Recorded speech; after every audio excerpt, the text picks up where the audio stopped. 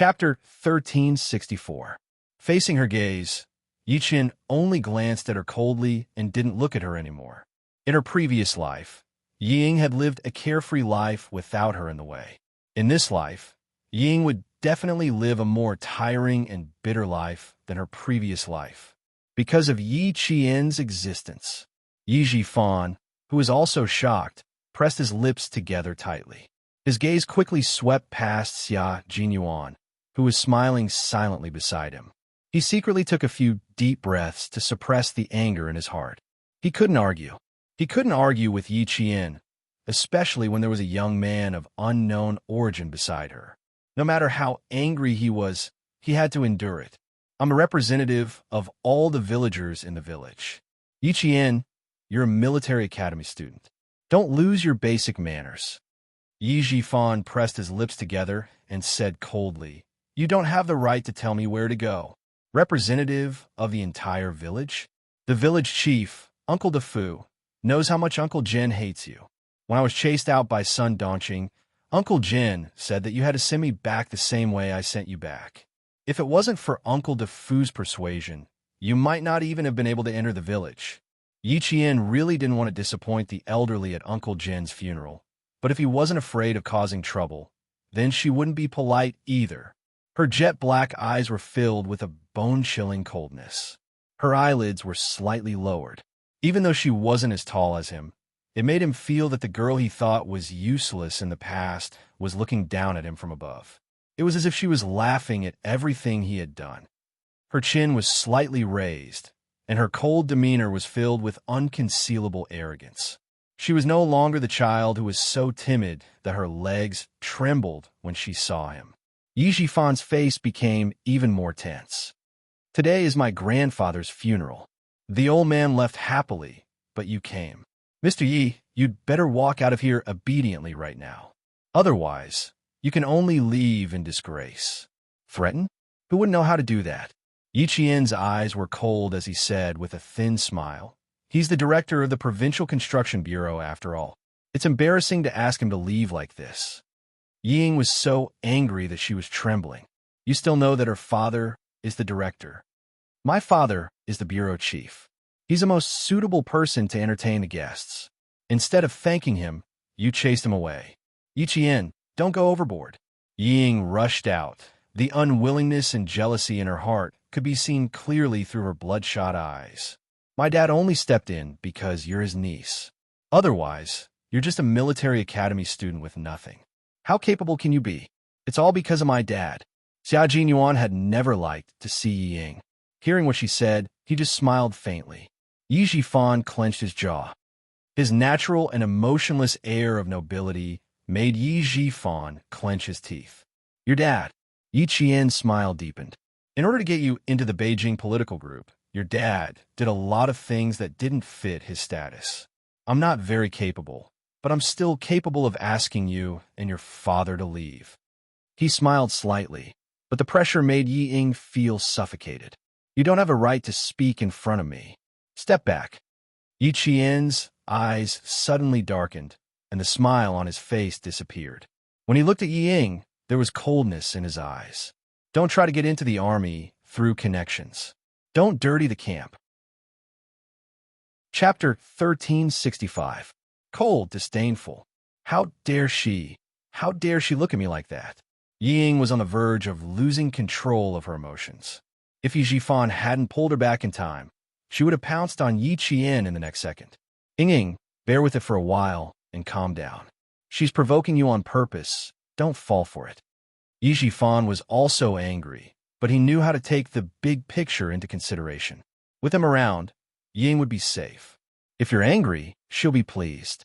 After speaking in a low voice, he said coldly to Yi Qian, "You've just gotten up and you're already so arrogant. Yi Qian, I'd like to see how high you can climb." "I don't need you to see how high I can climb. How high I climb has nothing to do with you." Yi Qian retorted coldly. His clear eyes swept across the angry Yi Ying's face, and the sneer in his heart deepened. In her previous life, she had lived like a frightened bird for more than 20 years. The 19-year-old Yi Ying, you'll have to continue enduring. Xia Jinyuan raised his hand to look at his watch several times. He didn't seem to have much patience to continue talking with them. Yiqian, we can go now. There's no need to talk too much with them.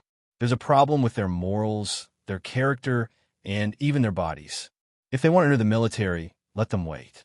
After he finished speaking, his phone buzzed. Yes, we're still here. Okay, we'll be right out. He answered the call as succinctly as usual. He looked up at Yi Jifan and said, Yes, there was a delay. Yiqian is by my side. It was a call from Commander-in-Chief Xia. They were all waiting outside. Don't worry, we're coming out now. Xia Jinyuan's gaze fell on Yi Jifan as he spoke. His thin lips curved slightly, revealing a faint smile. You guessed right. Even though his gaze was extremely faint, it still felt substantial. Yi Jifan immediately looked over when he sensed it. He saw a hint of disdain in his faint, fleeting smile. Before he could figure out what was going on, Xia Jinyuan gestured to Yiqian, and the two of them walked past Yi Jifan and his daughter. Yi Jifan, who didn't do anything, blinked his eyes. There was a trace of darkness in his calculating eyes. He stared at Xia Jinyuan's back and said to Yi Ying, who was so angry that her face turned pale, Ying, let's go. Dad, she's such a bully. Yi Ying, who was grinding her teeth, was angry and aggrieved. In addition to her unwillingness and jealousy, her whole body was emitting a gloomy and cold aura. You still say that you're not suitable? I'm not qualified. Dad, we can't let her go like this. Absolutely not. Yi Jifan said very calmly. So, Ying, Dad will wait for you to grow up. I'll wait for you to teach her a lesson. If you don't walk in front of her, you'll never be able to fight back, and you'll never be able to wipe away the humiliation. Looking at his daughter, who only knew how to be angry and habitually used her parents' identity when something happened, Yi Jifan's eyes were filled with many complex emotions. Different, very different. One grew up without the protection of her parents, like a weed that could withstand the wind and snow, while the other was like a flower in a greenhouse, unable to withstand the wind and rain. Different, very different. Therefore, Yi Ying had to enter the army. He had to let her experience the rules of the army, let her leave his protection, and learn to survive on her own.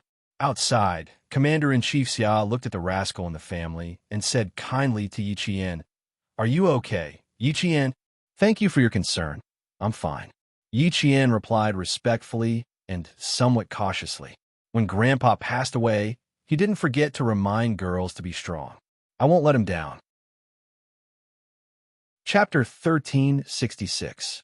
Commander-in-Chief Xia admired Yiqian. She was a girl who was able to gain a foothold in the military with her own abilities.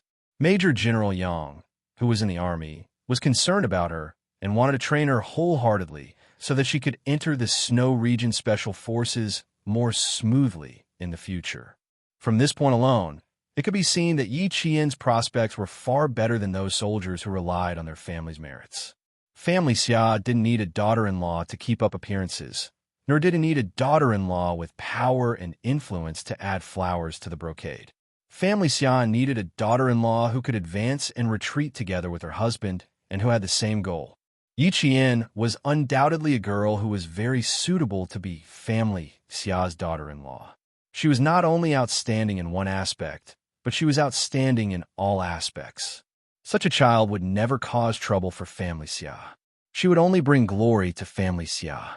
This kind of glory belonged to the military Family Xia. It was the glory that military families yearned for the most. It was also the greatest hope that Family Xia's elders had for their children and grandchildren to join the military. Commander-in-Chief Xia looked at Yi Qian, who had always relied on herself and didn't even need Xia Jinyuan's help, and a smile on his face became even more benevolent and amiable. Family Xia is no longer around, so from now on, Family Xia will take care of you. Family Xia is your home. No matter how far you go with Xia Jinyuan, Family Xia will always be your home.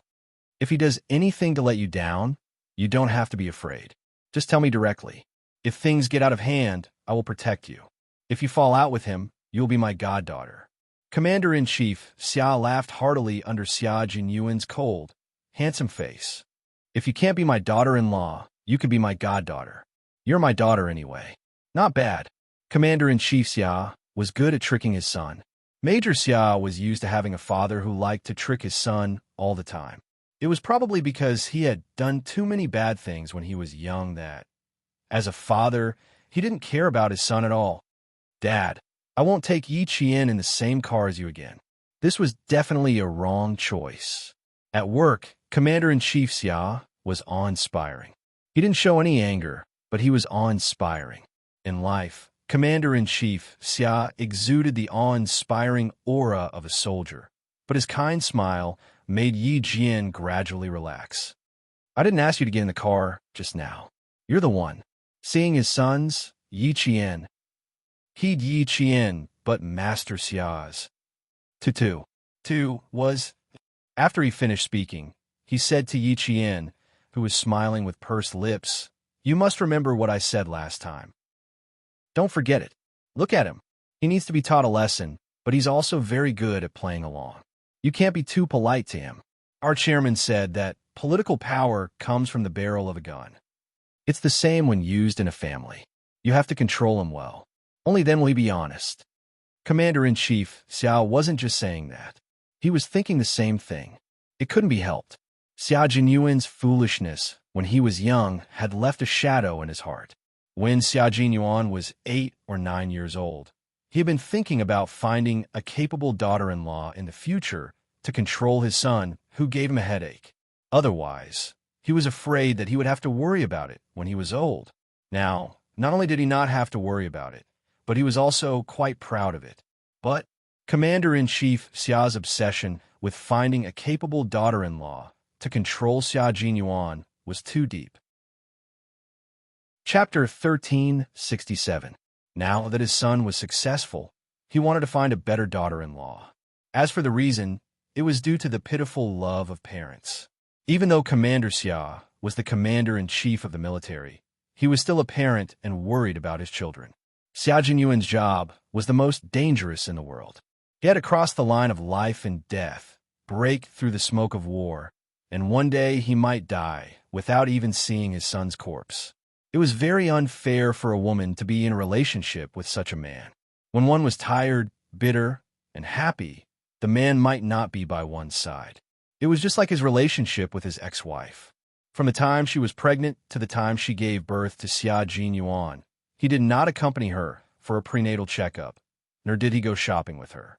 He did not even know when she gave birth, and his marriage with his ex-wife came to an end. Because of this, Commander-in-Chief Xia wanted a daughter-in-law who had the same interests, goals, and direction as his son. Commander-in-Chief Xia saw Yi Qian pursing his lips and smiling, his dark eyes full of determination. He laughed and said, "Xiao Yi, don't laugh. I really think so. As his father, I know very well that Xia Jinyuan is dishonest. I'm the third child in the family. Your eldest uncle is 6 years old. Your second uncle is 4 years old. Your youngest uncle is 3 years old.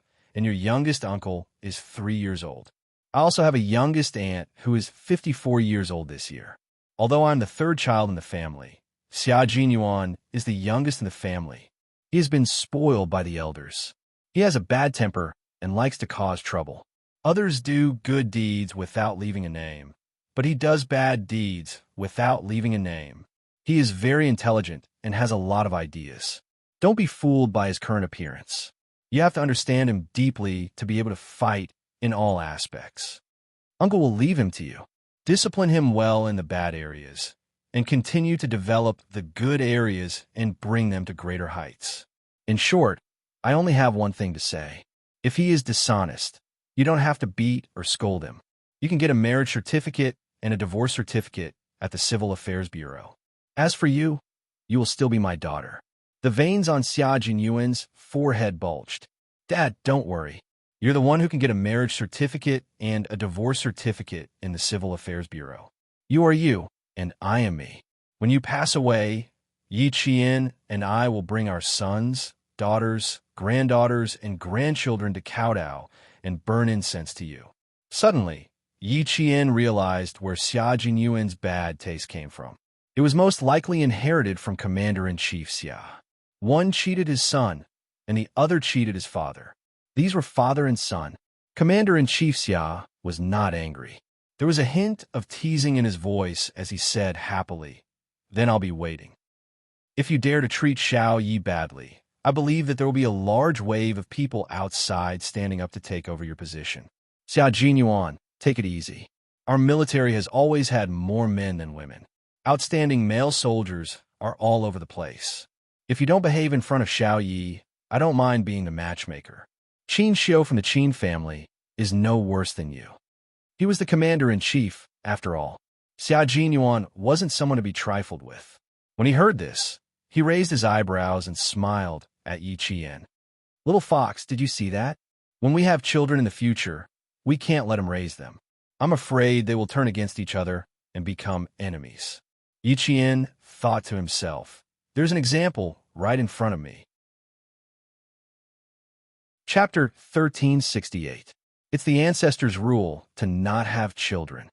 The smile on Commander-in-Chief Xia's face deepened. Obviously, he really liked this topic. He was already 59 years old, so he was old enough to have grandchildren. The atmosphere in the car was very good. Occasionally, a guard would laugh and say something.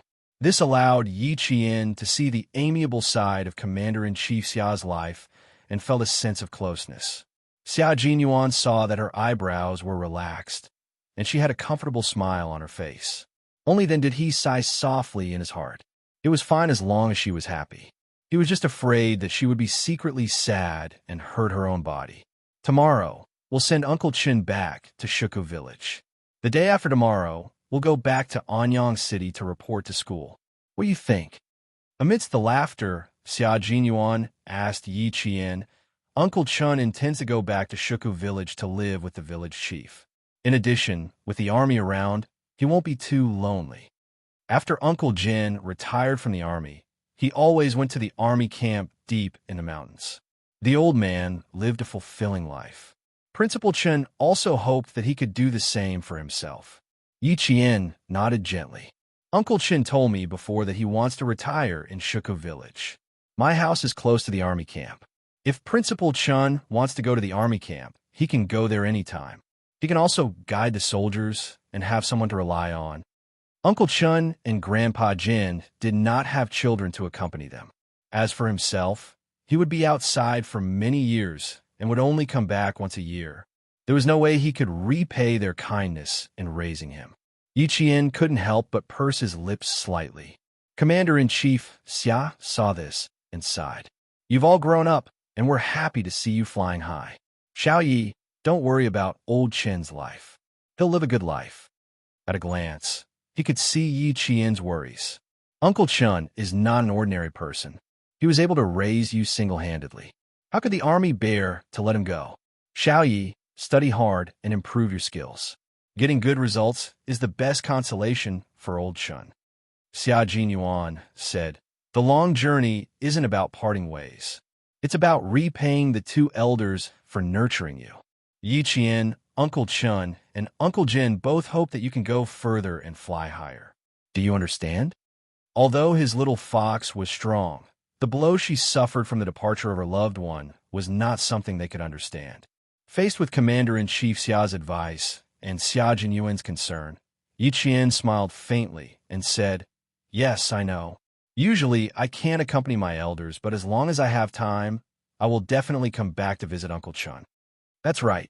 When we get to the guest house later, you and Xia Jinyuan should keep old Chin company. I can't stay here any longer." Commander-in-Chief Xia looked at the time. The flight was at 10:30 p.m., so he still had time to chat with the young man. His benevolent smile faded as he looked sternly at the young girl whom the military had high hopes for. He said in a deep voice, "Yi Qian, as long as you live, you can only move forward. You can never retreat. If you take a step back, you will have to take 100 steps to catch up in the future.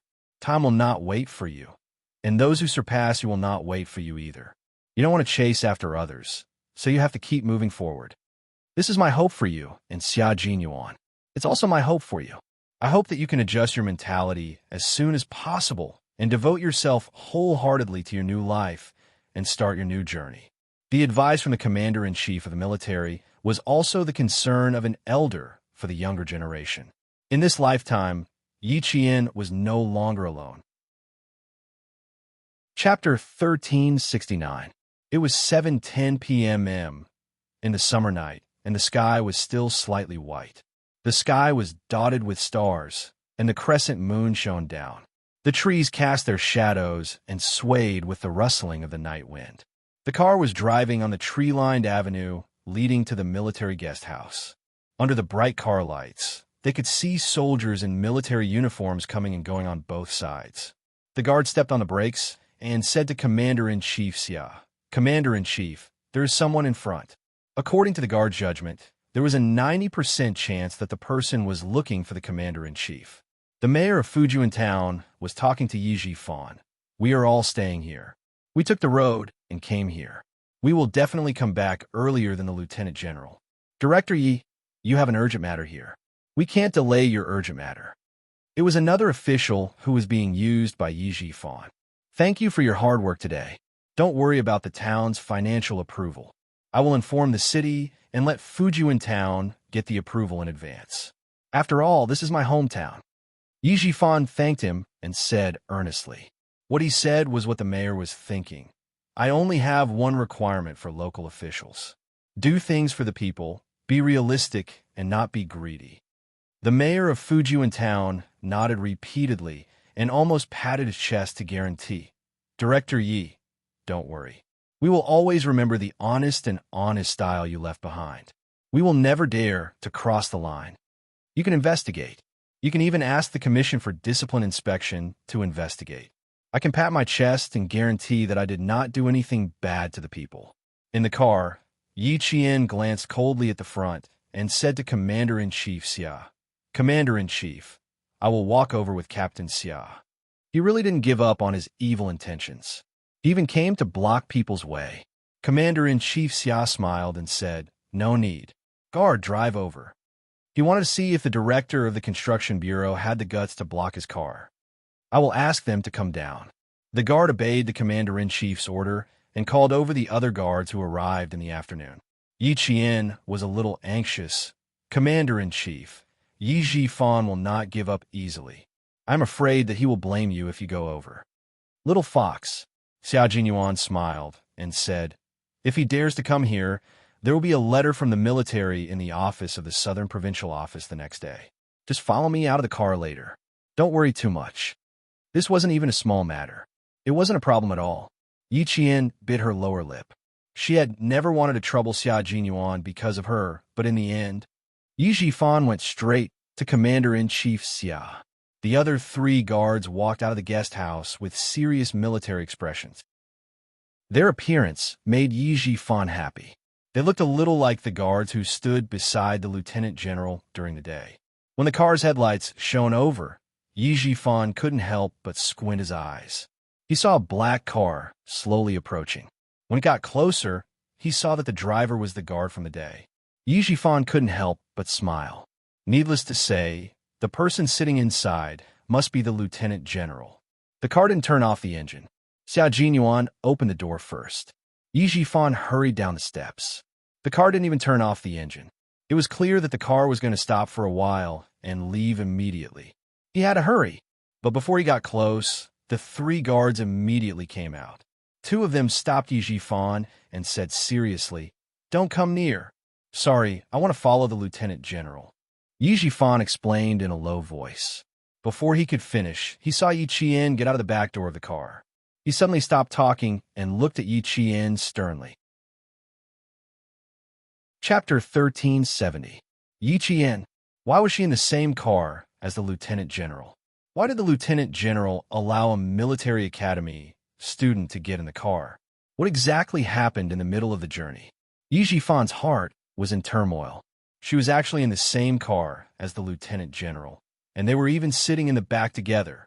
What did it mean for a military academy student to be received by a lieutenant general and to be able to sit in the same car as the lieutenant general? What would it mean if one day he suddenly sat in the same car as the head of the southern province and got out of the car while talking and laughing? It meant that he liked her. It meant that there was hope for him. It meant that Yi Qian had a backer in the army. It meant that as long as she didn't make any mistakes, she would have a meteoric rise. Old Uncle Jin.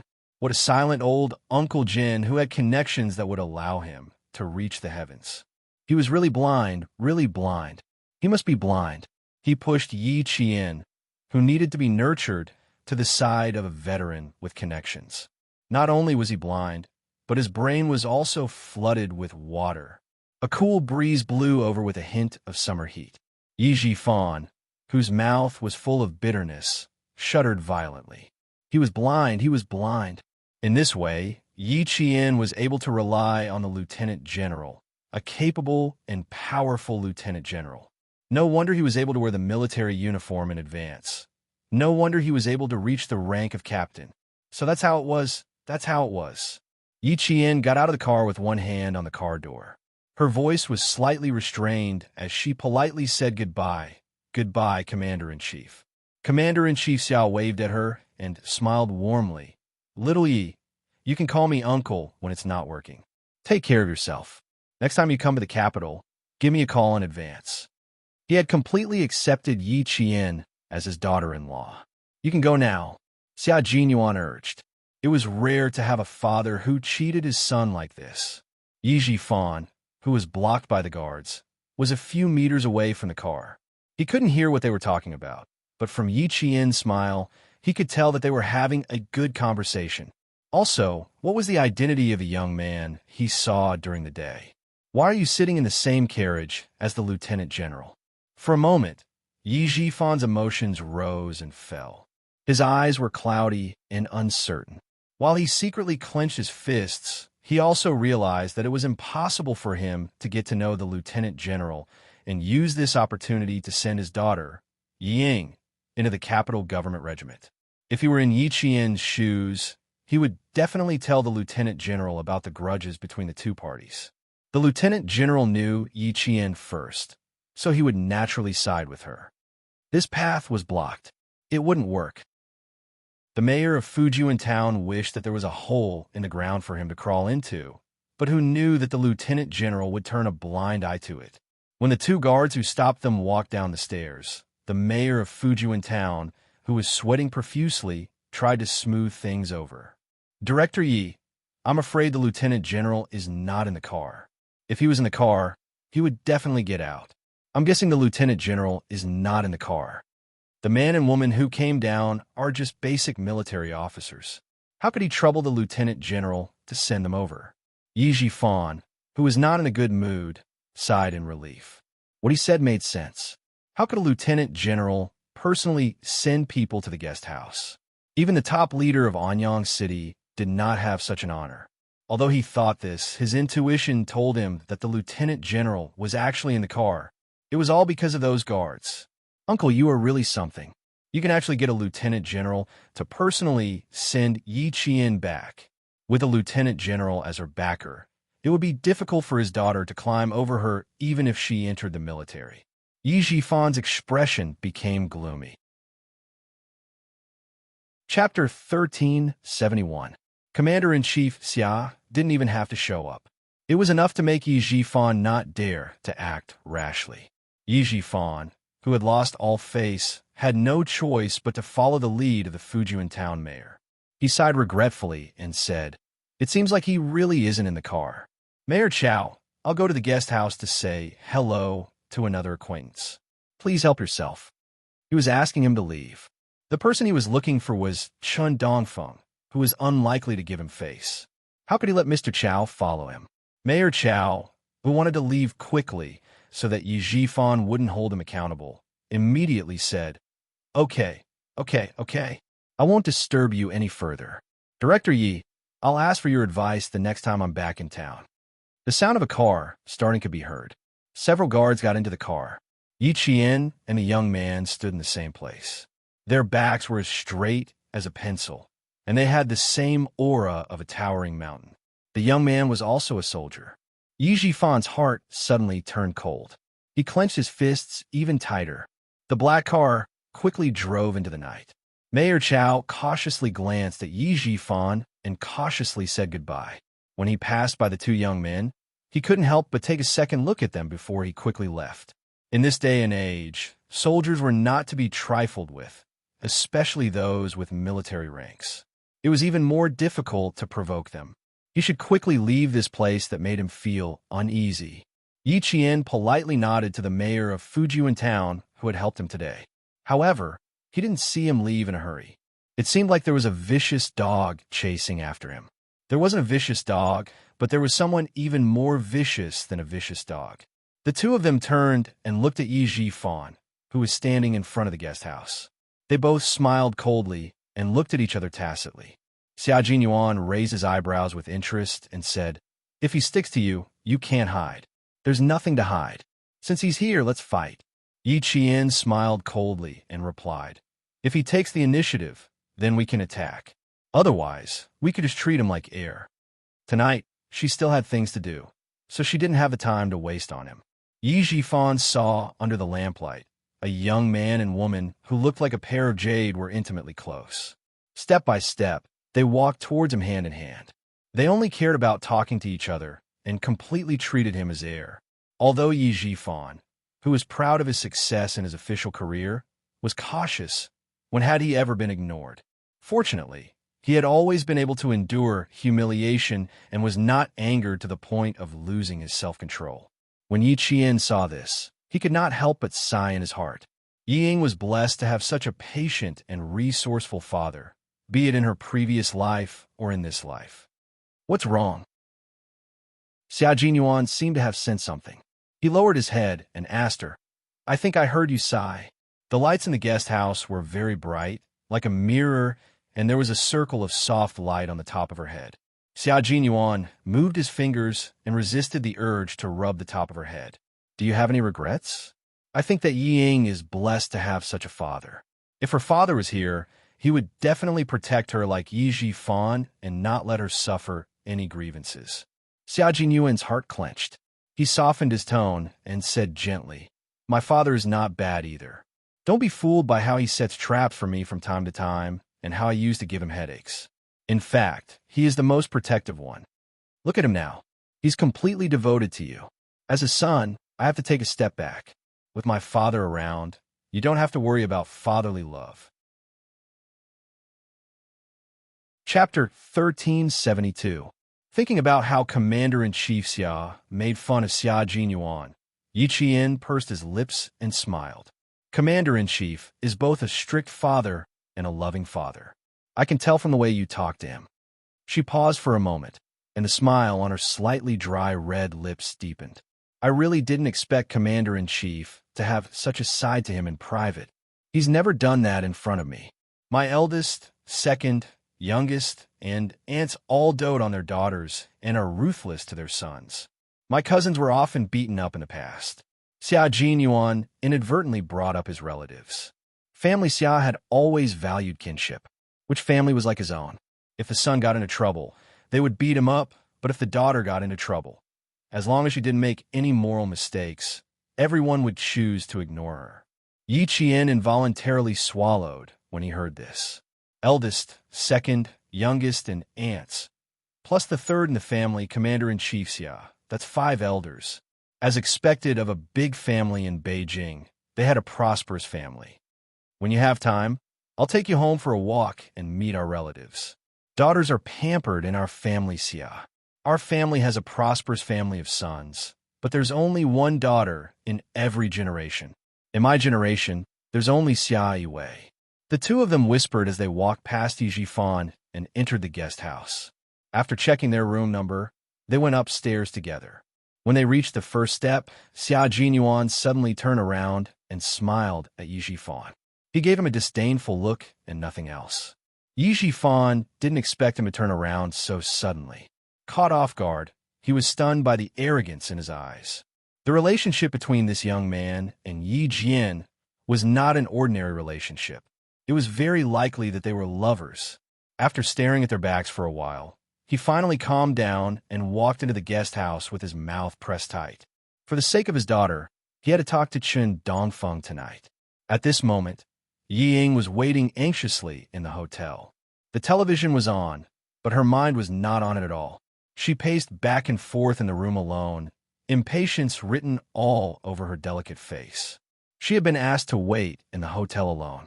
It was already past 8 o'clock, but there was still no news. She didn't know if her father had spoken to the lieutenant general or if he had completed his task. With the end of the summer vacation, our province's Canaan University will welcome the first day of new students. The provincial satellite channel broadcasted the news of new students entering the university. Ying's eyes suddenly darkened as she sat by the bed and stared at the television. Canaan University, one of the key universities in Southern Province, was also one of the most famous key universities in the country. In the past, she hadn't taken him seriously. But now, 1 or 2 students who were not as good as her had been admitted to a key university. There were even a few ignorant students in her class who had called her and asked her which university they had been admitted to. They even pretended to comfort her by saying that they would take the exam next year. Bah! They were here to laugh at him. Just you wait. All of you wait. One day, I will make you all listen to me obediently. Yi Ying clenched her teeth and said with a face full of resentment. Her almond eyes were so gloomy that it seemed as if water would drip out. Wait until she entered the Beijing political group. Wait until she climbed very, very high. Then she would definitely make them pay attention to her.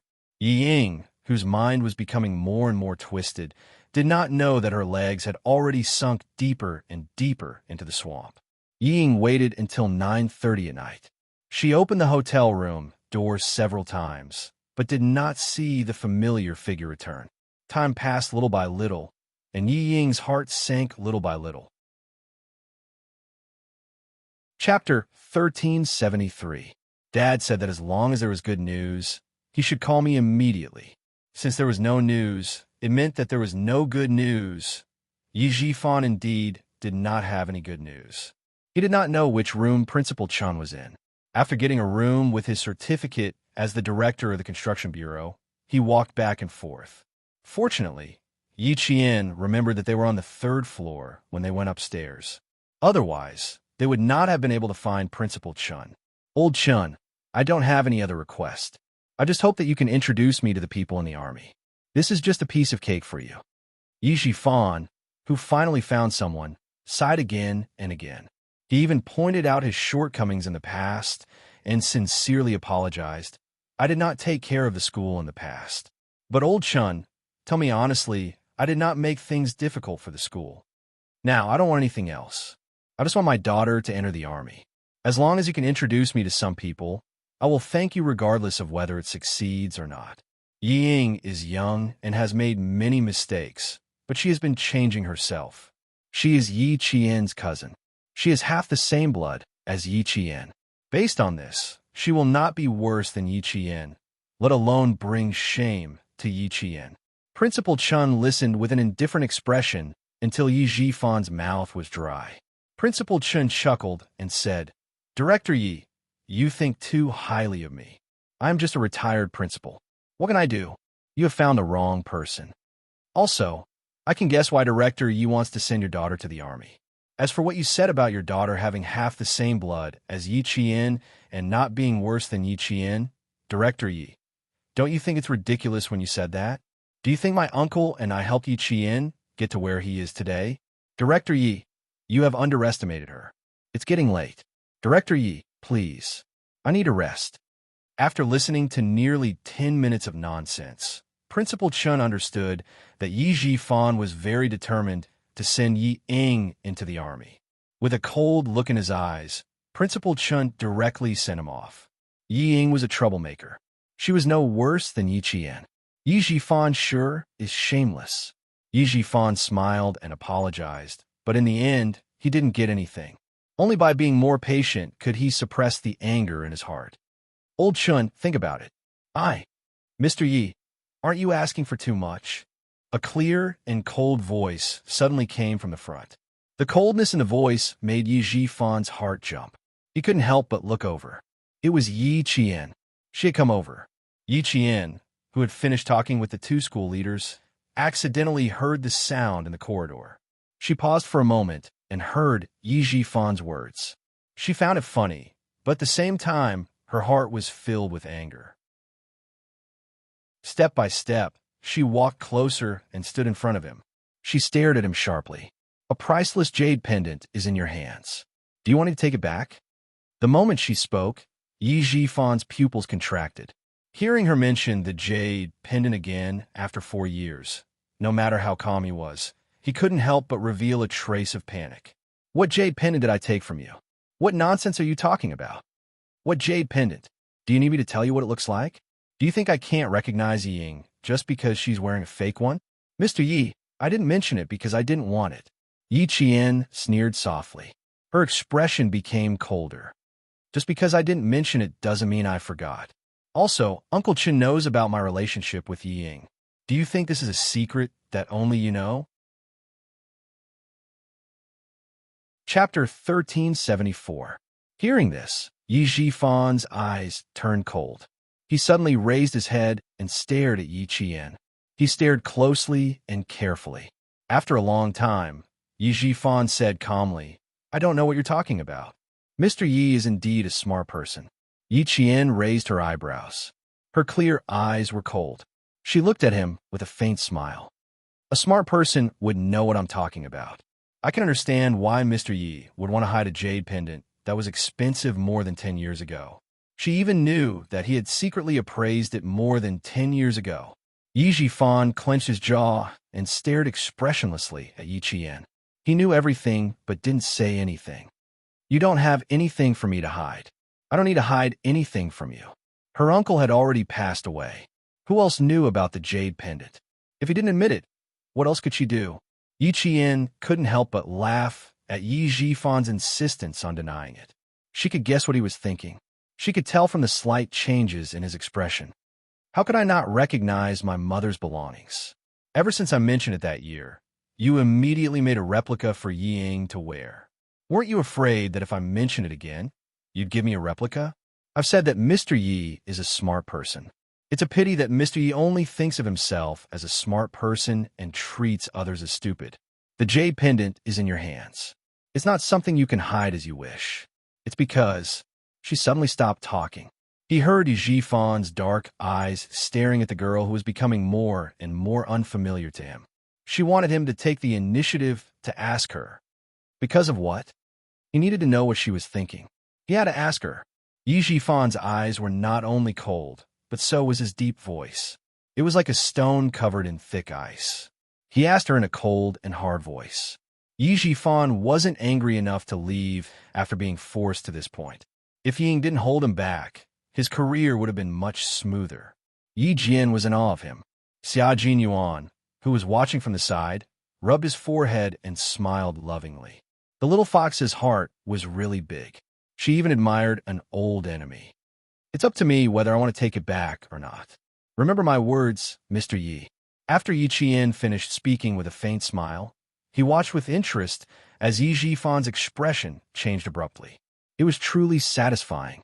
Since he came over in the middle of the night to cause trouble for her, she had to give him a piece of her mind. Yi Jifan's expression darkened. He stared at the girl who was still smiling so easily.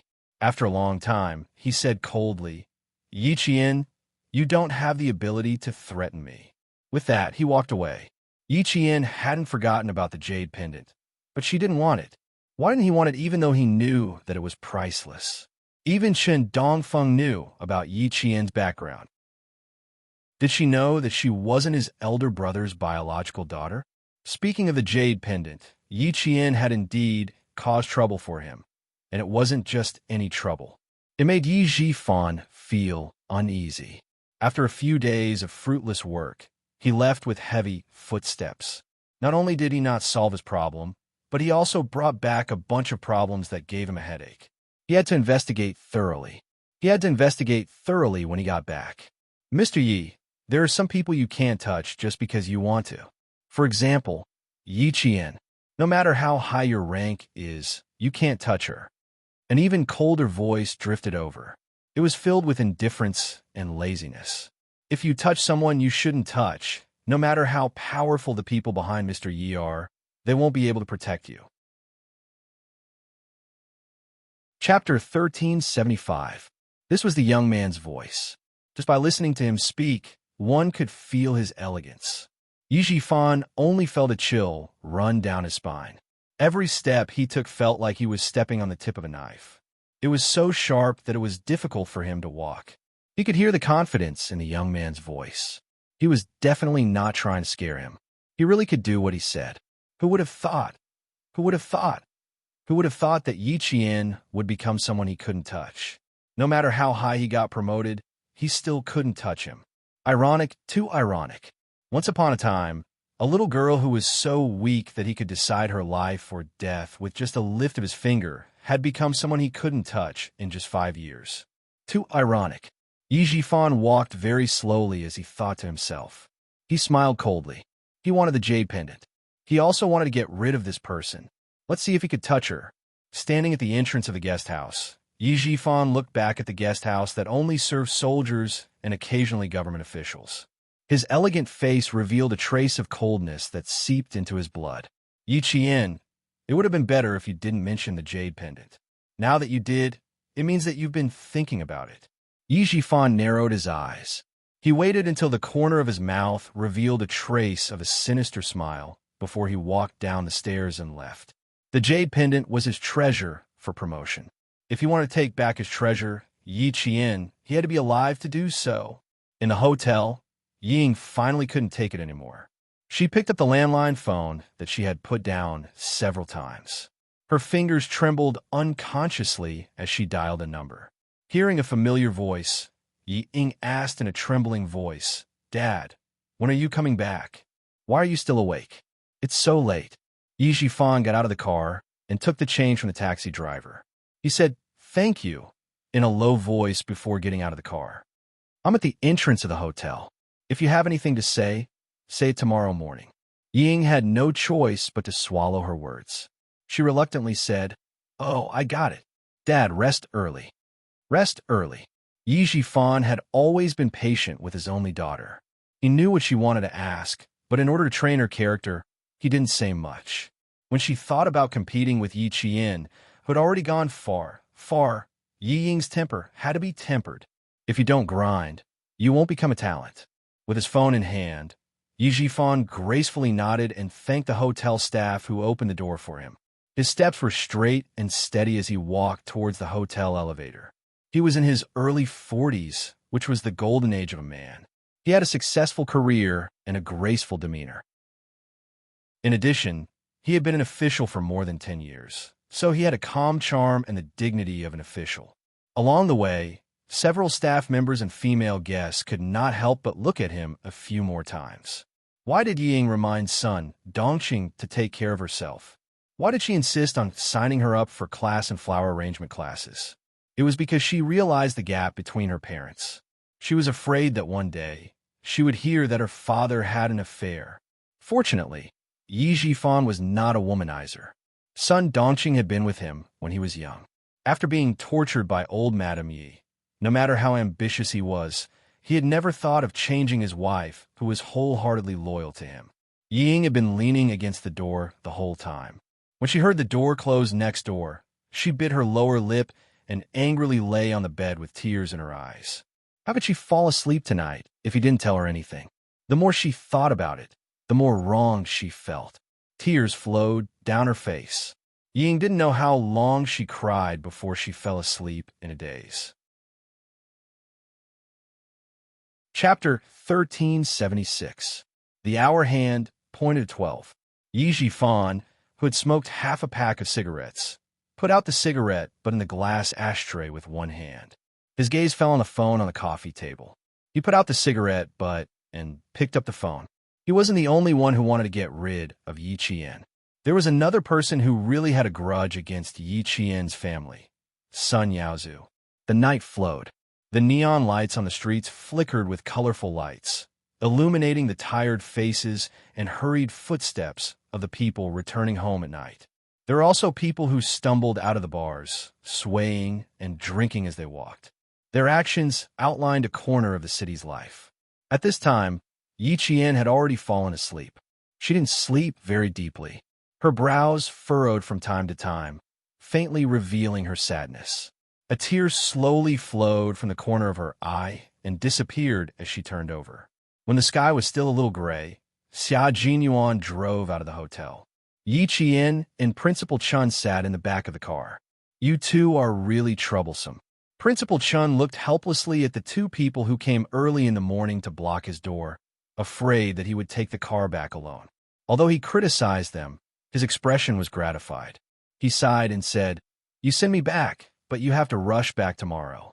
It's not easy to get a few days off. You should rest well." Yi Qian handed the breakfast he had prepared in advance to Principal Chun and smiled. "We're young, so we don't get tired. You're the one who's really tired these days. I also want to go home. Don't chase me out of the car." "Uncle Chun, she's wanted to go home for a long time. When she goes to school, I'm afraid she won't be able to come back even once in a year or two. It's also possible that she won't be able to come back until 4 years later." Xia Jinyuan leaked the information to let Principal Chun know what to expect. They were both soldiers, so Principal Chun knew it was serious. Even his expression was serious. He immediately said to Yi Qian, "Don't worry about home. You can train outside without worry. The army has already arranged everything for me in the future. In the future, I will spend most of my time in the army and will only be able to go home once in a while." With the start of the 99th National Day celebration, our country became the focus of the world's attention. The weapons that needed to be transported from the south to the north were also secretly transported. As a transit station, the Fujian Town Army had entered a special state of alert in January of this year. Principal Chun, who had been serving the army for a long time, also had a choice when he returned. Of course, it would be much easier. Yi Qian didn't know what the army had arranged for him. When he heard this, he immediately felt relieved. "It's even better that you're in the army." Regiment Commander Liu, Political Commissar Yin, and the rest are all there. There are also many new recruits. "Uncle Chun, I'm afraid you won't have much free time in the future." She spoke with a smile the entire time, and the sadness from yesterday seemed to have disappeared from her face. Xia Jinyuan glanced at her from the rearview mirror and couldn't help but smile. Little Fox knew how to turn sadness into strength and longing into eternity. She would always remember her uncle's voice and face in her heart, and she would always show concern for her loved ones. This kind of little fox was very good. Special Forces soldiers were humans too. They had emotions and desires, but the difference was that they had to control their emotions. You could be sad, but you had to always remember that you were still holding a gun in your hand. You could be happy, but you had to always remember that you were a Special Forces soldier who couldn't show your emotions. Yi Qian was happy and sad, but he had learned to control it. This was really good. It was very reassuring. It was only past 10 o'clock when they returned to the village. As usual, Xia Jinyuan sent Yi Qian and Principal Chun to the village entrance before he drove to the army base in the mountains. Chapter 1377. There was no other reason other than that Principal Chun didn't want the villagers to know that Yi Qian had a boyfriend. Although it was a different era, Shuko Village was still an old-fashioned village. It was fine to get married at the age of 18 or 19, but it was definitely wrong to get into a relationship while studying. In order to prevent bad rumors from spreading, our Major Xiao's identity had to be kept a secret. Xia Jinyuan didn't have any objections to this. He didn't want Yi Qian to be disturbed by rumors. After entering the village, Yi Qian saw familiar villagers working in the fields. He greeted them with a smile. "Uncle, hi, it's getting hot." A villager who was bending over to pluck water plants in the fields heard his voice and immediately straightened up. He said in disbelief, "Little Yi Old Chun, hey, why are you guys back so soon? Old uncle just passed away yesterday. Why are you guys back so soon?" "Yes, we're back." "Uncle, hi, you go ahead." Yi Qian knew why they were surprised. Funerals in the village usually took a few days, but Grandpa Jin only took a day from his death to his burial. It was normal for Uncle Hai to be surprised. Uncle Hai was the villager Yi Qian met on the first day after his rebirth. He even stood up for Yi Qian and scolded Sun Dongqing. With muddy hands, he carefully looked at Yi Qian's face and said, "I'll come to your house to enjoy the cool air. Your house is very cool. There's a mountain at the back, a peach forest in front, and a sea of bamboo on both sides." Summer was the coolest. After chatting with Uncle Hai for a while, Yiqian met a few other villagers who had finished their work and were preparing to go home. They chatted as they walked, and when they found out that old Uncle Jen had passed away peacefully, their conversation became much more relaxed. Old uncle, you're so lucky. You suffered when you were young, but now you're living a good life. The military took care of you when you were alive, and you and the people in the military sent you off when you were dying. That's good, that's good. Yes, little Yi, you're doing well now. Old uncle was smiling when he left. It's clear that he has nothing to worry about and left peacefully. You're the only military academy student in our town, another villager said with some pride. You're the only military academy student in our town. All the villagers in the surrounding area have specially come to our village to see you. Our entire village feels proud of you. Principal Chen laughed. Little Yi is thin-skinned and doesn't like to be publicized. If you guys continue talking, little Yi will be embarrassed. What's there to be embarrassed about? That's how it is. Our village. Before the villager could finish his sentence, a sharp voice came from the front and interrupted him. This is incredible. Fujian Town's famous person, the first military academy student, is finally willing to return to the village. Sun Dongqing, who was standing at the entrance of her house, made sure that her eyes weren't playing tricks on her. The moment she opened her mouth, she didn't say anything nice. Military school students are so amazing. They're even harder to find than my old Yi. TSK, TSK, TSK. Looks like you're already thinking of yourself as a big shot before you even begin. When the villagers heard this, their faces turned cold. They exchanged glances with each other and gestured for Yiqian to ignore her. There was nothing much to say to this kind of person. Everyone knew that Sun Dongqing disliked little Yi the most. The villagers all knew this very well. However, now that she was the wife of a provincial official, she put on airs and looked like she wasn't someone to be trifled with. Just looking at her made people feel disgusted. She didn't return to the village all year round, but she just had to come back this year. Outside, people said that she came back to avoid the summer heat. Some even said that she didn't want to serve the paralyzed old lady Yi. In short, there were all kinds of rumors, but none of them were good. Don't pay attention to her.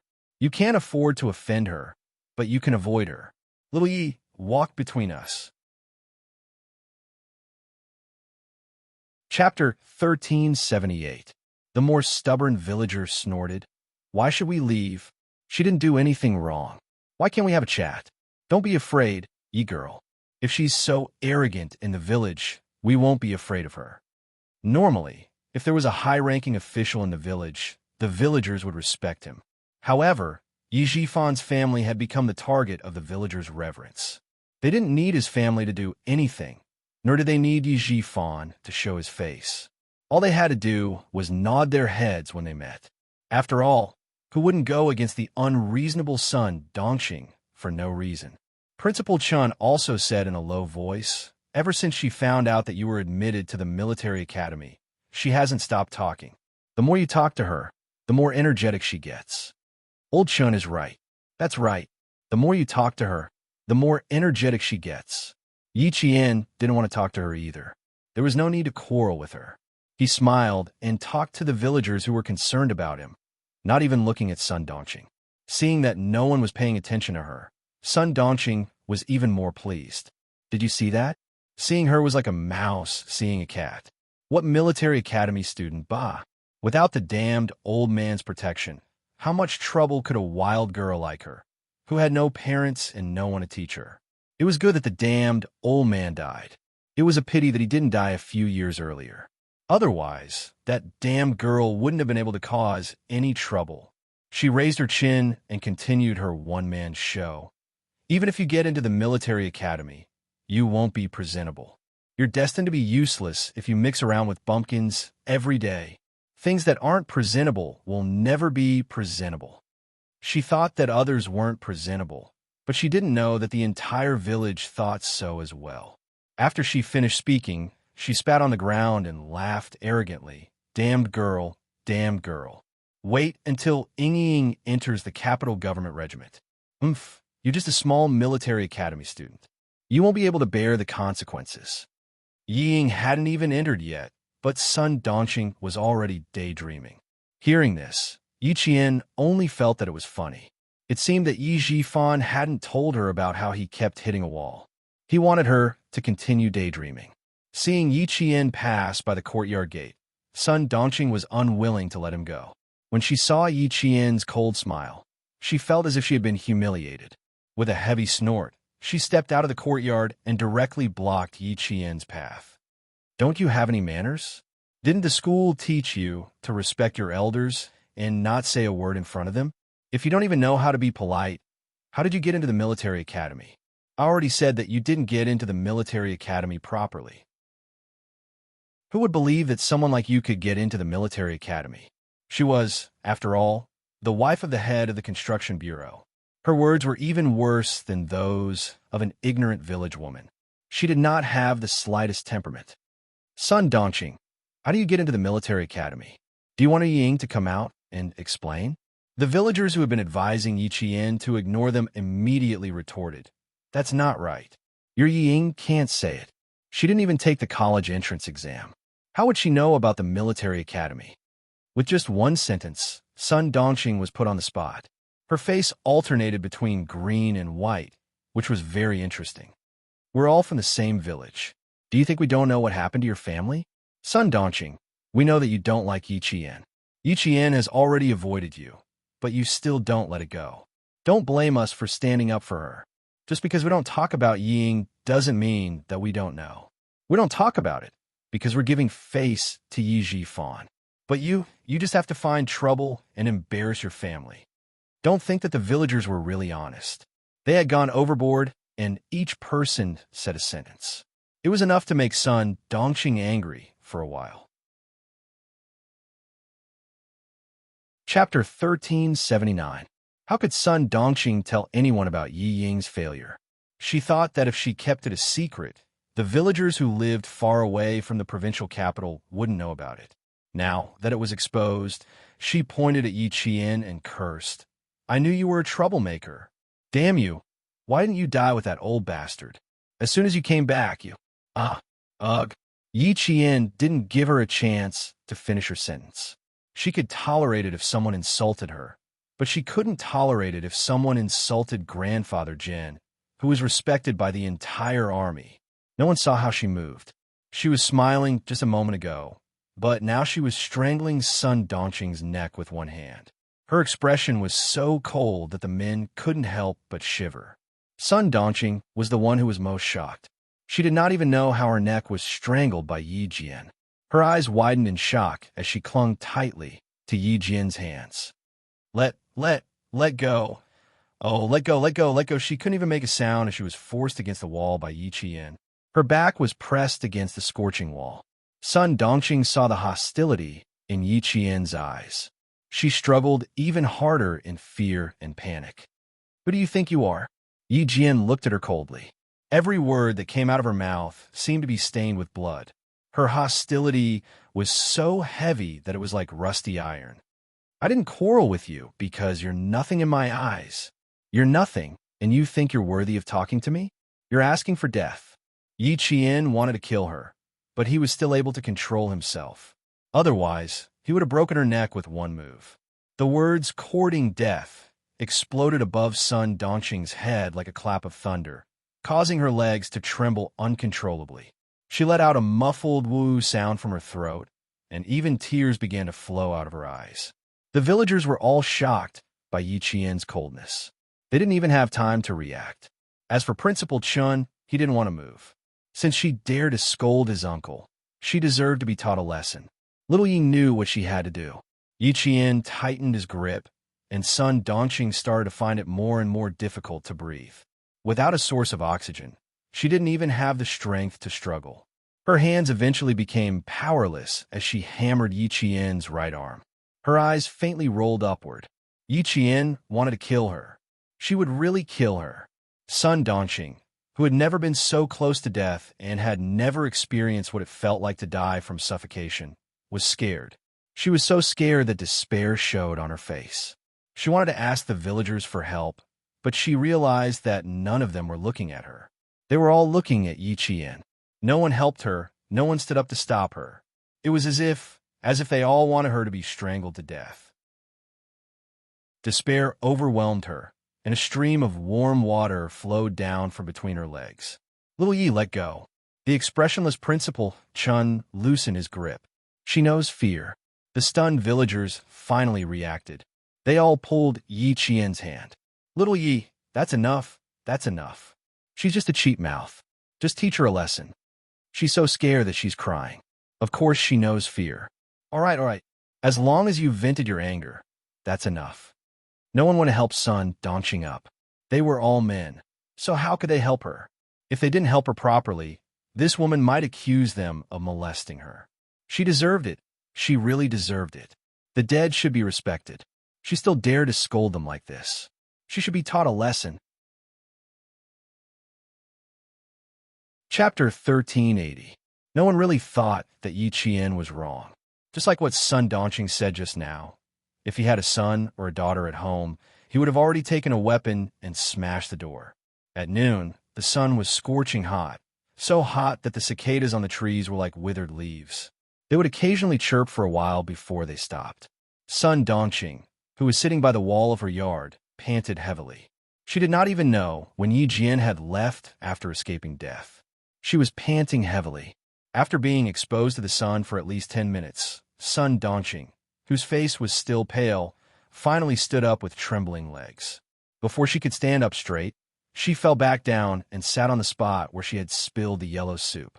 She didn't care about being angry anymore. She just wanted to hurry back to her house and lock the door. Scared. She was scared, really scared. Yi Qian wanted to kill her. He really would have killed her just now. If it wasn't for Chen Dongfeng stopping him, she wouldn't have been able to get up and lie on the ground now. Sun Dongqing, who was so scared that tears came out of her eyes, finally crawled back to her house. She really didn't have the strength to stand up. Even if it was just a few steps, her knees were so weak that she couldn't exert any strength. At that time, Yi Qian was already sitting at the village head's house, eating a sumptuous lunch while chatting. He didn't mention anything about Uncle Jin, only saying that she didn't return to the village because the school arranged for her to be in military training. After lunch, he chatted and laughed with the two elders in the village as he walked back to his house. After passing through the peach forest, he saw that the villagers were all sitting outside his house. Uncle Chun was still the most experienced. After lunch, he hurried back. Otherwise, he would have locked the villagers outside his house.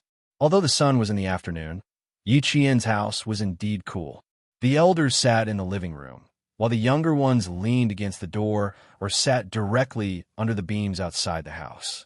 They held thin fans in their hands and fanned themselves as they talked. The villagers of Shuku village all knew about Uncle Jin's death and that he was buried in the cemetery of martyrs. The elderly couldn't help but wipe away their tears and sigh as they talked. They didn't forget to comfort Yi Qian. The village chief, Zhang Difu, was the most authoritative person in the village. Looking at the only military academy student in town, as the village chief, he was also worried that the departure of his uncle would affect her studies. Furthermore, Uncle Jin had mentioned before that if he was not around, the village would still need to take care of Yi Qian. After waiting for the elders in the village to finish speaking, he turned to Yi Qian and said earnestly, "When people are born, they will grow old. No one can control it. Old uncle died of old age. Good people have good karma. Little Yi, you don't have to be too sad. Uncle doesn't want to see you crying all day. The village chief is right. Little Yi, you're a military academy student. You're going to be a soldier. They always say on TV that blood is shed, but not shed tears. You can't cry so easily." They also brought up Yi Qian's admission into the military academy. Uncle Jin passed away peacefully, reminding Yi Qian to take good care of herself when she was alone outside. If she lacked anything, she should give the village a call and other similar concerns. Yi Qian answered them all politely and respectfully. The villagers who listened to her liked her even more. Look at little Yi. She was so much better than Ying. That girl, she was impatient when asked a question. She liked to talk about how her father was and how he was. She even liked to say, "You don't understand." It was more than a little tiring to talk to her. There was also Sun Dongqing, who looked down on the villagers but liked to show off in front of them. Now, The villagers of Shuku village had a very bad impression of Yiying. Compared to Yi Qian, there was no comparison. Chapter 1381. Yi Jian, who only stayed in the village for one night, left Shuku village at 5 o'clock in the morning the next day.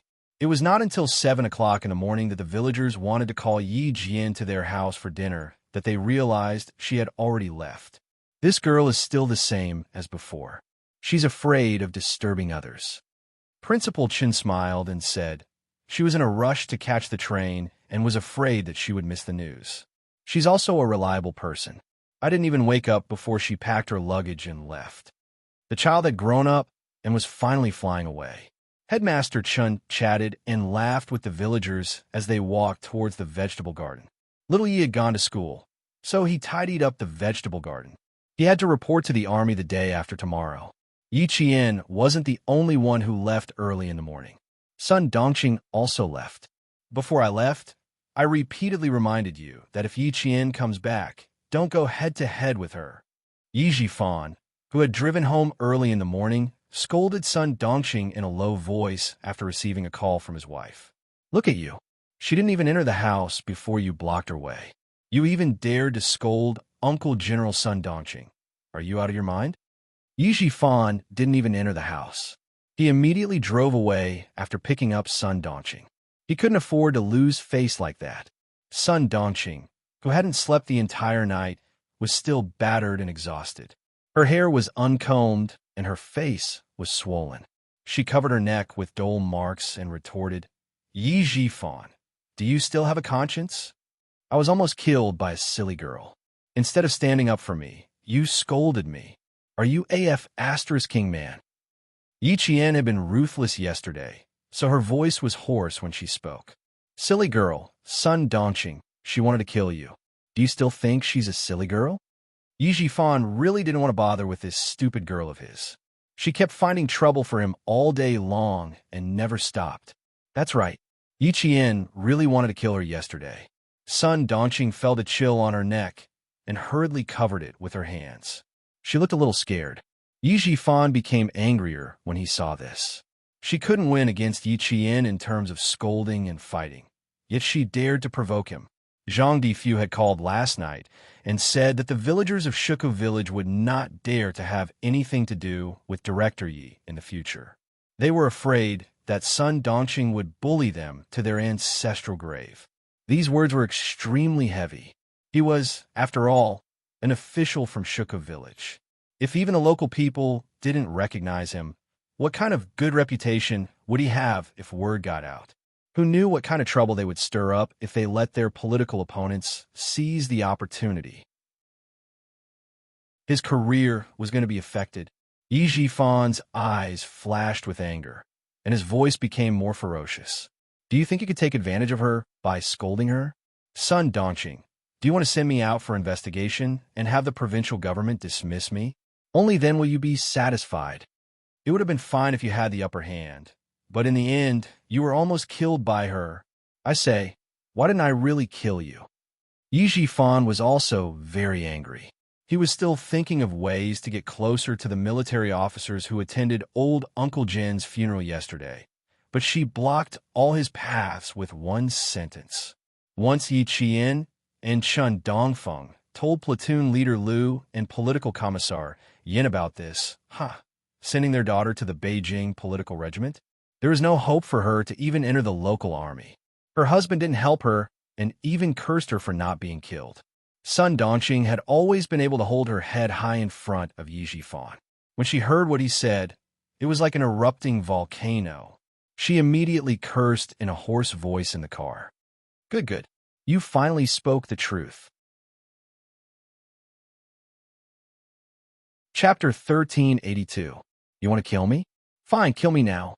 Yi Qian doesn't have to do it himself. I'll invite you to do it. Please kill me. Yi Jifan was so angry that his temples were bulging. He stopped the car by the roadside and shouted, If I could kill you, I would * King kill you right now, you idiot who ruined our daughter's future. What do you mean? As long as Ying was involved, Sun Dongqing immediately grasped the main point. She stopped making a fuss and stared at her husband with disheveled hair. What do you mean? What does me scolding Yi Qian have to do with Yingying's future? Yi Jifan, who had been having a hard time in the past few days, rolled down the car window in annoyance. He lit a cigarette for himself and took a deep puff. Yi Jian attended Uncle Jin's funeral wearing a military uniform and a military rank. Isn't she a military academy student? What's so great about wearing a military uniform? Before her husband could finish, Sun Dongqing pouted and said, "Our Yingying can wear a military uniform even if she joins the Beijing government regiment." Last night's lesson was still effective. Subconsciously, Sun Dongqing didn't dare to call her wretched girl anymore. So what if I scolded her? She deserved it. Sun Dongqing didn't know what trouble she had caused for Yi Jifan. When she mentioned Yi Qian, she didn't even realize that her anger had weakened. "Stop trying to scare me." Yi Jifan saw that she still hadn't reacted. He was so angry that he sneered. "I'm trying to scare you? Sun Dongqing, let me tell you. Yi Qian is now a military officer with a military rank. She's not a military academy student. 2 days ago, she met the soldiers as Uncle Jin's granddaughter. Do you know who these soldiers are? The leaders of the military academy came. The leaders of the military district came. There was even a lieutenant general. They all came. They all came to attend Uncle Jin's funeral.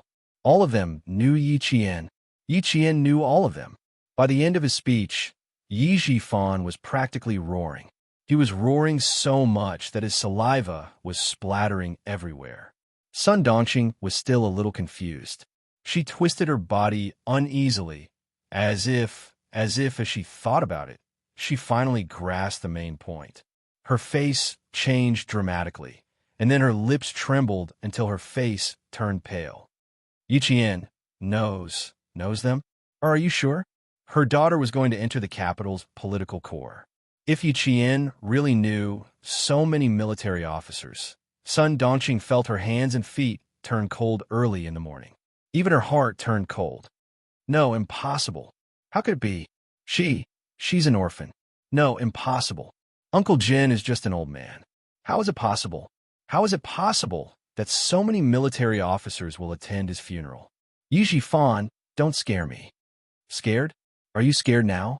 Yi Jifan glared at her with murderous eyes. He clenched his teeth and sneered. Are you scared? Are you scared now? I also want to tell you that the lieutenant general personally escorted Yi Qian back to the guest house that night. It doesn't matter if she doesn't know the other military officers, as long as she knows the lieutenant general. I've been trying my best to get in touch with the military, but you ruined all my efforts by calling him an old man. Sun Dongqing, who are you to scold? How dare you scold Uncle Jen? Don't you know that the dead should be respected? If you dare to scold someone like that in the village, everyone with children will come to your house and raid it. If you're stupid, can you not drag me and my daughter into it? Yi Qian only needs to report what happened yesterday to the military officers he knows. My daughter wants to enter the capital's political corps? I'm telling you, don't even think about entering the local military. Chapter 1383. Sun Dongqing was dumbfounded. I don't know.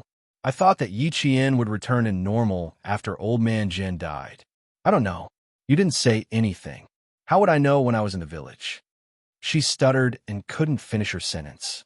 She was so flustered that she didn't know what to say. You didn't tell me a single thing. How would I know that she could be so powerful? I would know who she was and who she was and who she was. If I went and saw the scene, I wouldn't dare to say anything. The more Sun Dongqing spoke, the more anxious she became.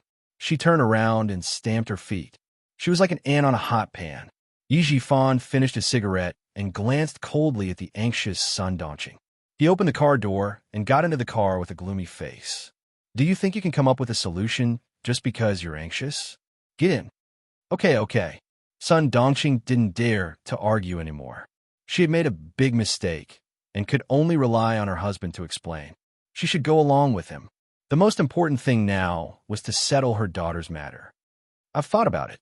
You should go and apologize to Yi Qian first, then go to the cemetery and offer a wreath to old uncle. Yi Jifan couldn't think of a better solution. He could only apologize to Yi Qian and ask her not to tell anyone. Other than that, he couldn't think of any other solution. You want me to apologize?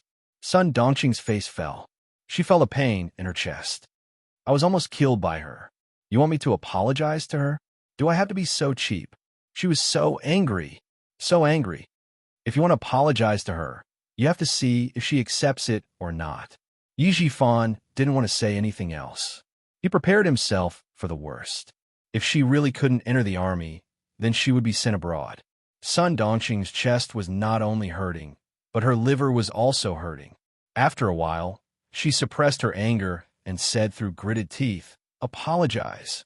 For Ying, I'll even kneel and apologize." Where is she? Go and find her now. For the sake of her daughter's future, she was willing to give up her dignity. As long as her daughter was successful, she would teach Yi Qian a lesson one day. If I knew where she was, I would have brought you there when I came back. Go straight to her school. Yi Jifan was probably too angry. Every time he spoke, he clenched his jaw tightly. Even his hands gripped the steering wheel so tightly that his knuckles looked ferocious. Both husband and wife were in a bad mood. The gloominess on their faces was so thick that even the sun outside couldn't disperse it. Yi Qian, who was driving, did not expect that Yi Jifan and his wife would go to the school to look for Yi Ying because of her. He glanced at Xia Jinyuan several times from the corner of his eyes, who was resting with his eyes closed. Before he could look away, he heard him say lazily, "Little fox, if you continue to peek at me like this, you're going to steal my sleepiness away." Caught red-handed, Yi Qian did not feel awkward. Instead, he smiled and said, "I still don't know who won the competition between you and them."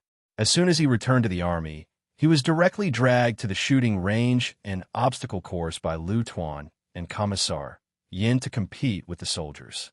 Lu Tuan only told her that Captain Xia fought against dozens of soldiers alone, but did not tell her the final result.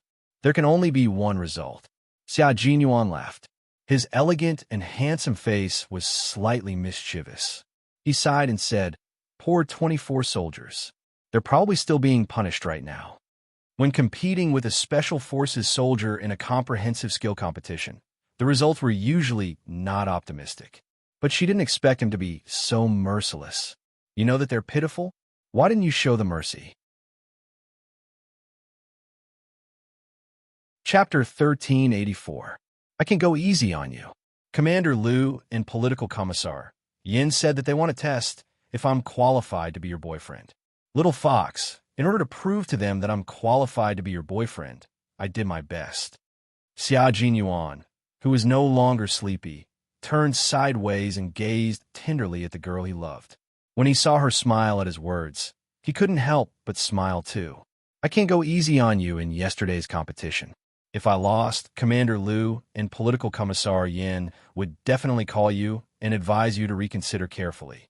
Don't agree to be my wife. Captain Xia, where did Brother Z say he was waiting for us? Yi Qian didn't want to know the result. She only knew that if she continued talking, the thick-skinned Xia Jinyuan would say more things that would make her blush. She changed the topic abruptly, which made Xia Jinyuan raise his eyebrows and laugh. Yi Jin couldn't help but blush when she heard his laughter, which was as deep as a zither. During the 6-hour journey from Shuku village to Anyang city, the laughter in the car never stopped. Yi Qian kept her company all the way until they arrived at school on the 31st. Yi Qian's smile never stopped. With someone who was wholeheartedly good to her, who was willing to coax, pamper, and love her, no matter how cold Yi Qian's heart was, it gradually warmed up. I'll go by myself. You don't have to accompany me. When they arrived at the entrance of the National Science University, which was even more solemn than other universities, Yi Qian whispered to Xia Jinyuan, "You should go back and report. Don't be distracted by my matters." Even if he rushed back, he wouldn't mind waiting for a couple of hours. Xia Jinyuan, who had changed into his military uniform, pointed at the entrance and smiled. It's still the freshman's military training period. If you go in like this, the sentries won't let you in. At the mention of the sentries, a young man in a military uniform walked over and saluted Xia Jinyuan. "Hello, teacher. Is there anything I can help you with?" "It's okay. I'll send her through the registration procedures. Xia Jinyuan returned the military salute and asked her, "Where's the place where freshmen report? You can point it out to me." After checking the relevant documents and confirming Yi Qian's identity as a freshman, the strictly guarded entrance of the National Science University allowed Yi Qian to enter. One step at a time, two at a time, she walked past the solemn school gate with the national emblem hanging high above. Yi Jian finally began her military academy career. A new page had opened in her life, and she would definitely push Yi Jian to glory step by step. Congratulations, little fox, you're one step closer to your goal. Xia Jinyuan personally handed the trainee's uniform to Yi Jian. He gazed deeply at the girl who was chasing after him as her goal. "I spent 4 years here. Now you're going to spend 4 years here too. Little fox, we'll meet in the army 4 years later." His little fox had finally grown into a pine tree that could stand proud in the wind and snow. As for him, he was waiting for her return in 4 years. Freshman, Yi Qian reporting for duty. Late freshman, late report. Freshman Yi Qian finally walked in front of the 45 freshmen. As a girl, and one of the only 3 girls in the class, Yi Qian's appearance was like a cool breeze on a hot summer day, blowing away the heat of the 42 boys. The ones in charge of the military training were 4th-year students of the National Science University. Following the old rules of the National Science University, the freshmen's instructors were all outstanding 4th-year seniors. Although the person in charge of the military training was a 4th-year student, he could see the qualifications of an officer from them. His expression was cold and resolute, and his eyes were as sharp as swords. Yi Jian straightened his back and accepted the gaze. Chapter 1385. The Military Academy's military training was an order from the headquarters. The freshmen would complete their military training a month earlier than other freshmen. The freshmen had to follow the rules on the notice and end their summer vacation a month earlier to complete the military training, which was much more intense than other freshmen. Freshmen did not have any conditions to avoid the military training, because only by going through the cruel and strict military training could they wear the glorious military uniform and become a member of the military academy. The freshmen would have to go through everything from formation, housekeeping, discipline, general knowledge, basic tactics, light weapons usage, knowledge of the different branches of the military, and so on during their military training. All freshmen were required to complete their transformation from local use to qualified soldiers as soon as possible, to adapt to military life in advance, to abide by all rules and regulations, and to obey orders unconditionally. All freshmen obeyed strictly. Even if they were so tired that they could only crawl back to their dorms on the first day, they would grit their teeth and continue to persevere on the second day. Some people could not take it anymore and proposed to drop out in a fit of anger. That day, they were summoned by the political instructor for a talk, but the next day, they could be seen on the training field again. Since you chose to apply for the military academy, you should know that this is not a place where you can come and go as you please. No one wants to be special, and no one can escape the orders of the headquarters. No matter how good your college entrance exam results are, you will not be special here. Persevere is your only choice. No one wanted to be special. No one could escape from military training then. This freshman Yi Qian who had suddenly appeared before them, why didn't she come to participate in the military training earlier? Being stared at by the senior year seniors and all 45 students in the class, Yi Qian maintained the standard standing posture with her stomach tucked in and chest puffed out, accepting the baptism of their gazes. Only the higher-ups of the military academy knew that Yi Qian had gone to the island to complete the frogman training. The senior year monitor in charge of the military training did not have the right to know. So when Yi Qian suddenly appeared, he was stunned for 3 seconds. In a breath, he immediately reacted and said, "Fall in." He was not sure what the situation was, but the freshman Yi Qian could still complete the registration without participating in the military training, and even receive the training uniform to participate in the final day of the military training assessment. It could be seen that she had already submitted the relevant documents to the military division to be exempted from the military training. And with the approval of the military division and the school, she was exempted from the military training. Since she had rushed to the final physical fitness test, then she would have to complete the test like all the other freshmen. The student monitor only took 3 seconds to figure out the crux of the matter. Without any questions, he immediately allowed Yi Qian to return to the team. 8 pull-ups on the horizontal bar. You have completed 3 exercises on the horizontal bar. 7 pull-ups on the horizontal bar. You have completed 3 exercises on the horizontal bar. The afternoon was the comprehensive military training physical fitness test, which was also to check the freshmen's physical fitness results for the past month. The instructor announced the subjects that needed to be tested in the afternoon one by one. 1500 m lightweight, fully armed running test, 800 m running test, and sit-up test. All test subjects will be scored according to the physical fitness test scoring standards. Each test will be scored on a 100-point system. After the student monitor finished explaining the physical fitness test, a smile suddenly appeared on his serious face. Junior brothers and sisters, I wish you all the best in advance for passing the test and getting your own set of military uniforms. His gaze gradually shifted to Yi Qian, who was standing in the first row. Freshman Yi Qian, are you ready?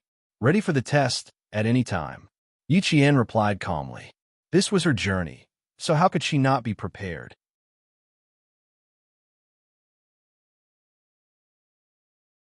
Chapter 1386.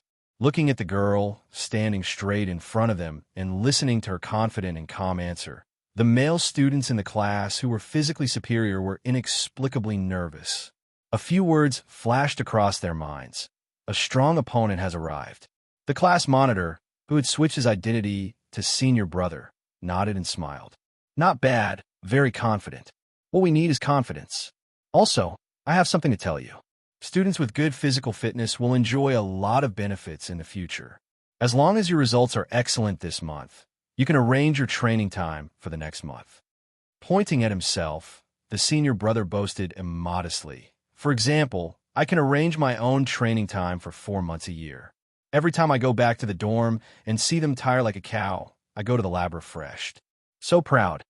In other words, the senior brother class monitor in front of them was not only a top student, he was also a top student in physical fitness.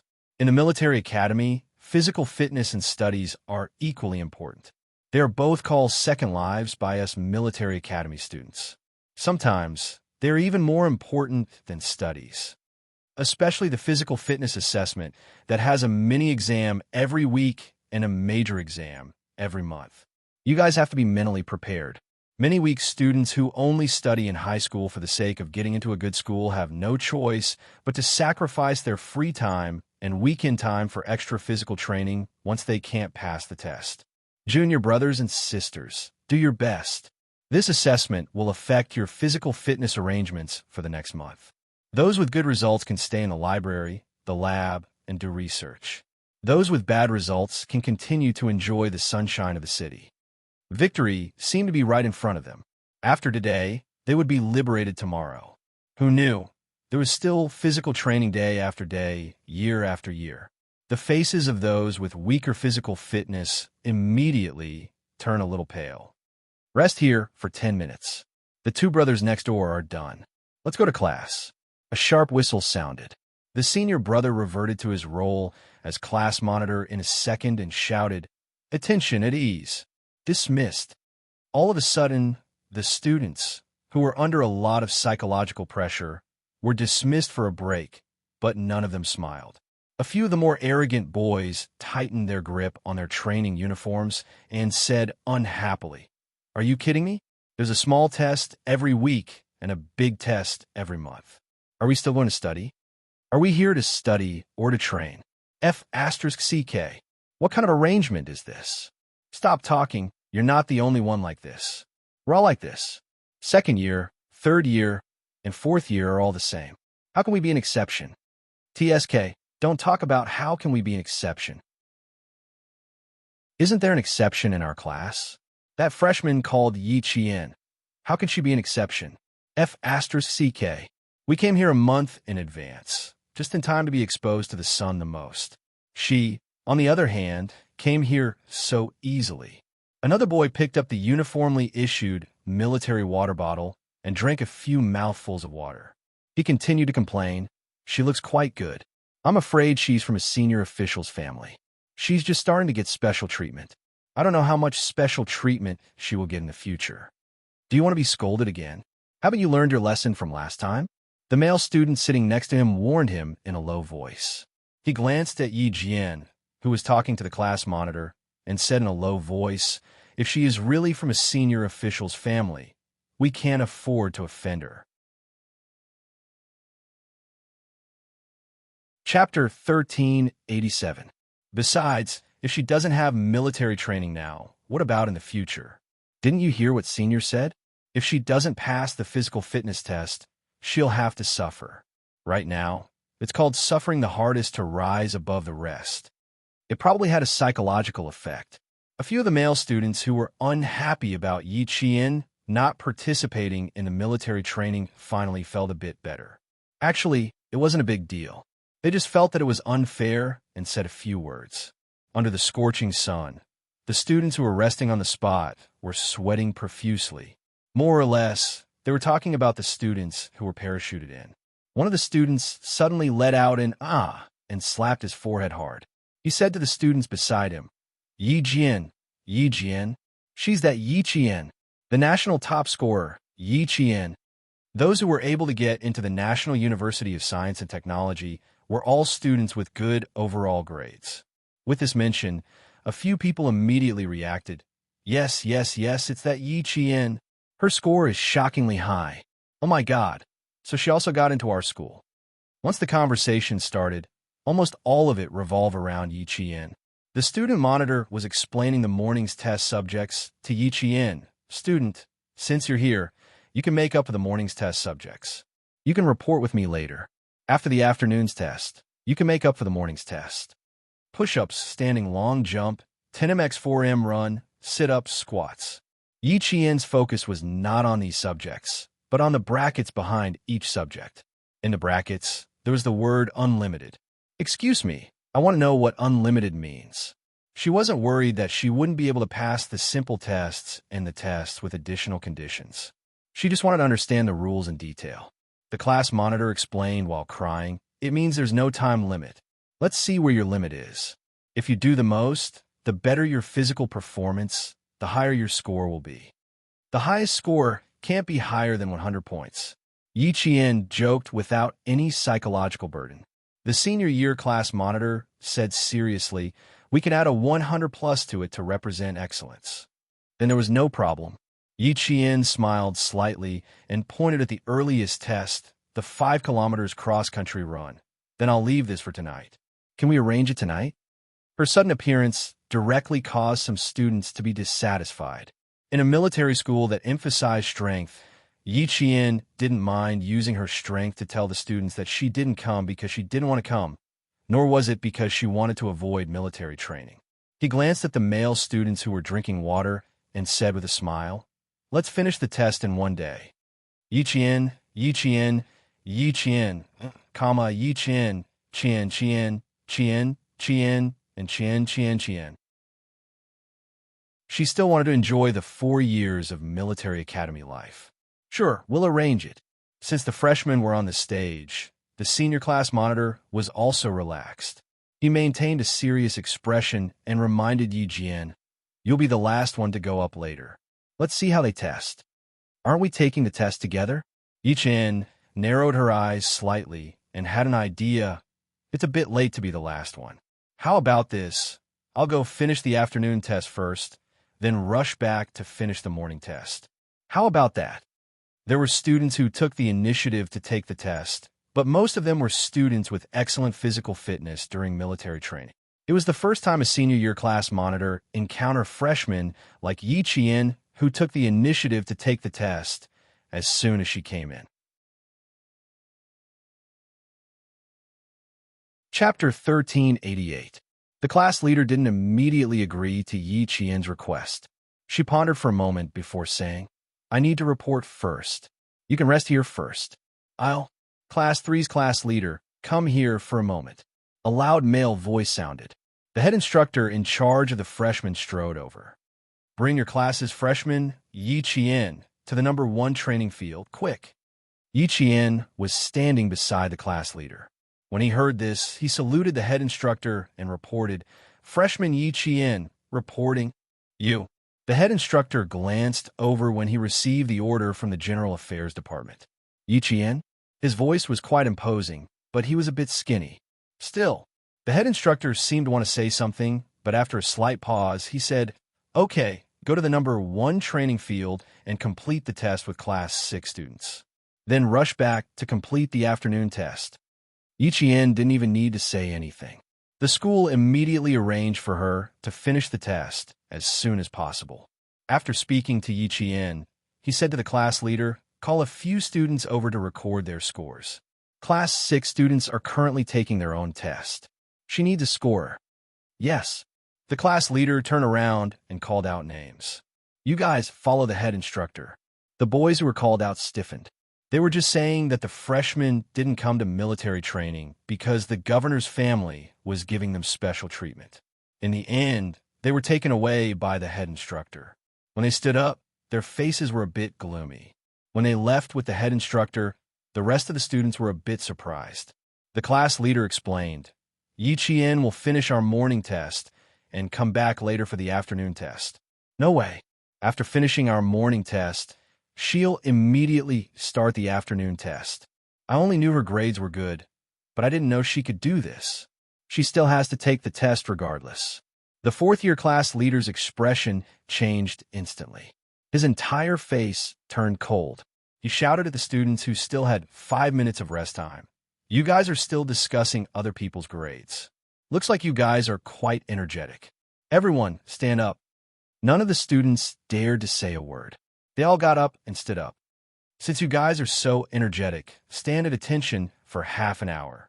He didn't do anything else but make them stand in a military posture. Senior brother class monitor was really ruthless. "Don't move your hands. Keep your head straight. Keep your feet together. Open your eyes wide and look straight ahead." Standing in a military posture was also known as the military posture. It was the first lesson for every soldier when they stepped into the military camp. It was the same for the military academy students. It could be said that the military uniform was the mother of all military movements, and the meaning behind it was also quite deep. Yi Qian had been training for more than 5 years, so she had to stand at attention for at least 2 hours a day. Once she stood there, her military posture and appearance were miles ahead of the male students standing behind her. The male students couldn't tell the difference between her and them, but the chief instructor could tell at a glance.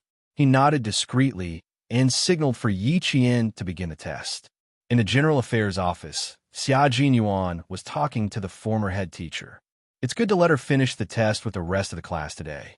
The students nowadays are not as honest as we used to be. They all have their own ideas." She didn't come to participate in the military training. Her sudden appearance will bring criticism.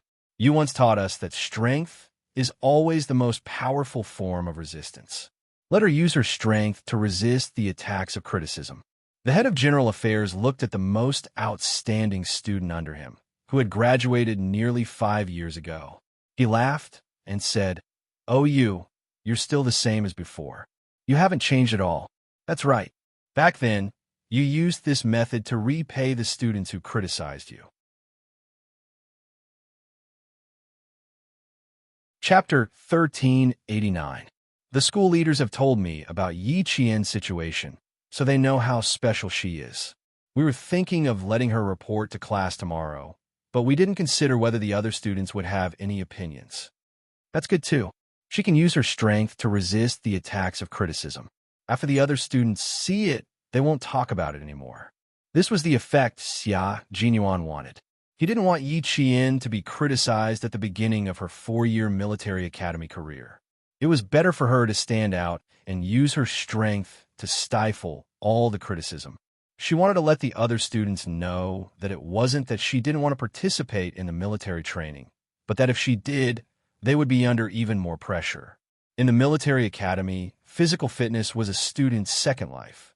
Strength spoke louder than words, and his little fox had no problems. He smiled and nodded. A new life, a new semester, needs a new beginning. No one is special and no one can casually criticize their classmates. They are classmates in class, and they are comrades outside of school. Criticism and conflict. These are not good problems that should exist in military academy students. The seemingly elegant Xia Jinyuan was definitely ruthless in his management of the military. Otherwise, the members of the Snowfield Brigade wouldn't have accepted him as their commander so quickly. The General Affairs Director agreed with him. The topic shifted from Yi Jian to Xia Jinyuan. He pointed at Xia Jinyuan's unchanged military rank and said, "It's time for you to be promoted. Why are you still a major? At the very least, you should be a lieutenant colonel." "My military rank won't be promoted, but my salary will be," Xia Jinyuan replied humorously in a different way. "I'm pragmatic, and I'm more interested in a salary increase. I just want to save enough money to marry a wife." This answer was very Xia Jinyuan. The Director of General Affairs laughed even louder. "Oh, I've taught so many students, but you left the deepest impression on me. Last time, the Lieutenant General joked that Xia Jinyuan made me so angry that I had to be hospitalized many times in the 4 years he was in school. I said if not 5 times, it was at least 3 times. I was mainly angry that I couldn't even teach a student a lesson." The General Affairs Director was both emotional and gratified at the mention of the interesting things that happened in the past. Time really flies. In the blink of an eye, all of you are walking towards your posts and becoming outstanding soldiers who are useful to the country. There are many influential people in your batch. Xia Jinyuan smiled. His cohort had many influential figures, but when it came to Little Fox's cohort, his thin lips curled up a little. Counting the influential figures, there was no need to wait until today. This was the era of the Little Fox. That was how he was so confident in himself. Looking at the time, it had already been half an hour since the new head instructor had left. He was certain that the Little Fox was using its strength to resist all criticism. "You guys come over and take a look at her movements, speed control, and breathing adjustment. This is called a standard teaching template." The new student, Yi Qian, went up to the stage and completed 2 tests. The chief instructor's eyes were all on her. This girl was amazing. She raised both her feet and placed them on the round bar 30 centimeters above the ground. Her hands were on the ground as she quickly completed 50 push-ups. This kind of push-ups was much more difficult than placing both feet flat on the ground. Every time she raised her feet, she had to maintain a certain angle at the waist. When the new students first completed this exercise, the new students who were not flexible enough all cried out in pain. Their faces were flushed, and the veins on their foreheads were protruding. Moreover, the push-ups on the round bar were 1 start, 2 stop, and 3 release instead of 1 start and 2 stop. It was even more difficult to complete them continuously.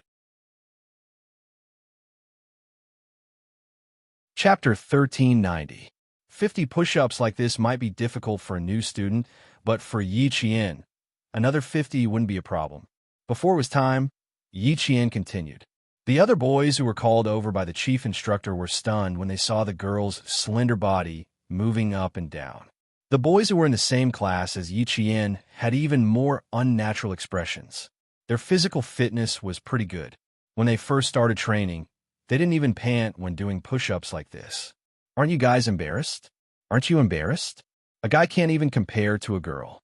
Look at how tall she is and how skinny she is. Then look at you guys. Aren't you embarrassed?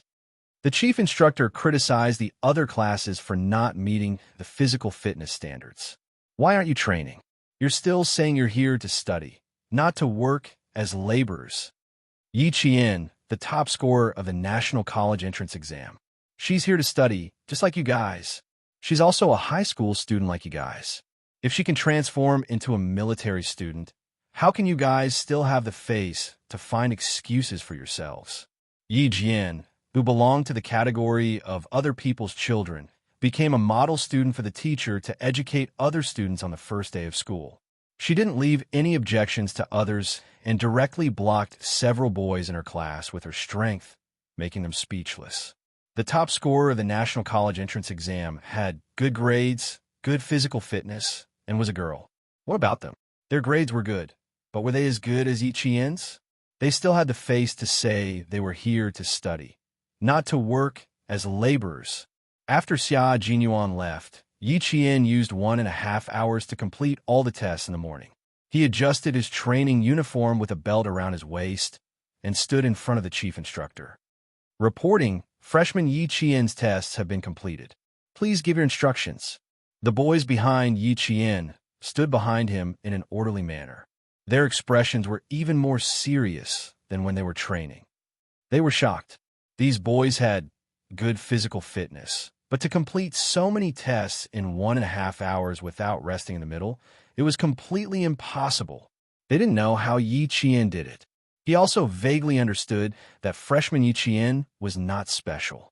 Instead, he really had the qualifications to not participate in the rookie military training. Don't fall behind, even if you lose skin and flesh. Don't cry even if you bleed.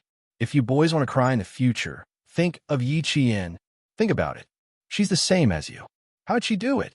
What else do you have to say now? He had nothing to say. A few boys from the other classes obediently watched Yi Qian complete one test after another.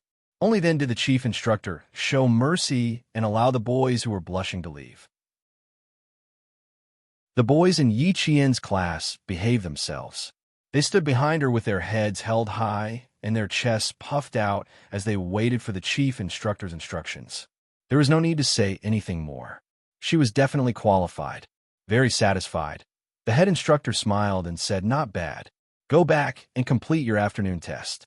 We'll gather at 6 o'clock tonight to complete the cross-country test." "Yes." Yi Qian, who had already transformed into a soldier, replied swiftly. He unconditionally obeyed orders and completed the orders of his superiors. Grandpa Jin, Uncle Chun, Captain Xia, and all the soldiers in the military were all like this. She was no exception. The boys in the class wiped their palms with sweat. On their way back, they stole glances at Yi Qian from time to time.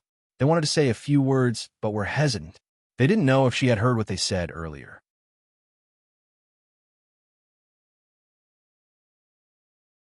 Chapter 1391. Yi Qian's pace was very fast. After a few steps, she saw the 4 youthful faces behind her. She couldn't help but laugh. "If you don't walk faster, I'm afraid you'll have to accompany me for the entire afternoon to finish the test." I asked the class monitor. "I'll finish my morning test in 1.5 hours. When I get back, I'll be just in time for the 3rd class's test. It's about to start. If we walk faster, we'll be just in time for the assembly." On the field, the other classes were doing a 1,500-meter light run. 2 girls stood at the front. When they shouted, the entire class began to run. 1 lap, 2 laps, 3 laps. The girls who were shouting the slogan gradually fell behind. The boys who were running until their throats were dry also gradually widened the distance between them. The sun continued to radiate heat. Every student's training uniform was soaked in sweat. As they ran, they could see the sweat flying off their bodies. No one gave up. One by one, they ran to the ferocious face. They just wanted to persevere and win. The sun at 3 o'clock in the afternoon was no less powerful than at noon. The students who were running so hard that water could be squeezed out of their training uniforms felt as if their insides were about to be burned dry. The boys who ran more fiercely pulled down the collar of their training uniforms as they ran, revealing 2 distinct skin tones. The upper part of their necks was black, and the lower part was white. The boy who was closer to Yi Qian unintentionally glanced at her as he spoke. He immediately saw the sunburn on the back of her neck. The boy who first noticed it widened his eyes. He thought that he had seen wrongly. After taking a closer look, he confirmed that it was indeed a sunburn. He signaled the other 3 boys with his eyes to take a look. Yi Qian saw the small movements of the 4 boys. She raised her hand and touched the sunburn that had not healed. The consequences of being exposed to the sun will probably take half a month to recover.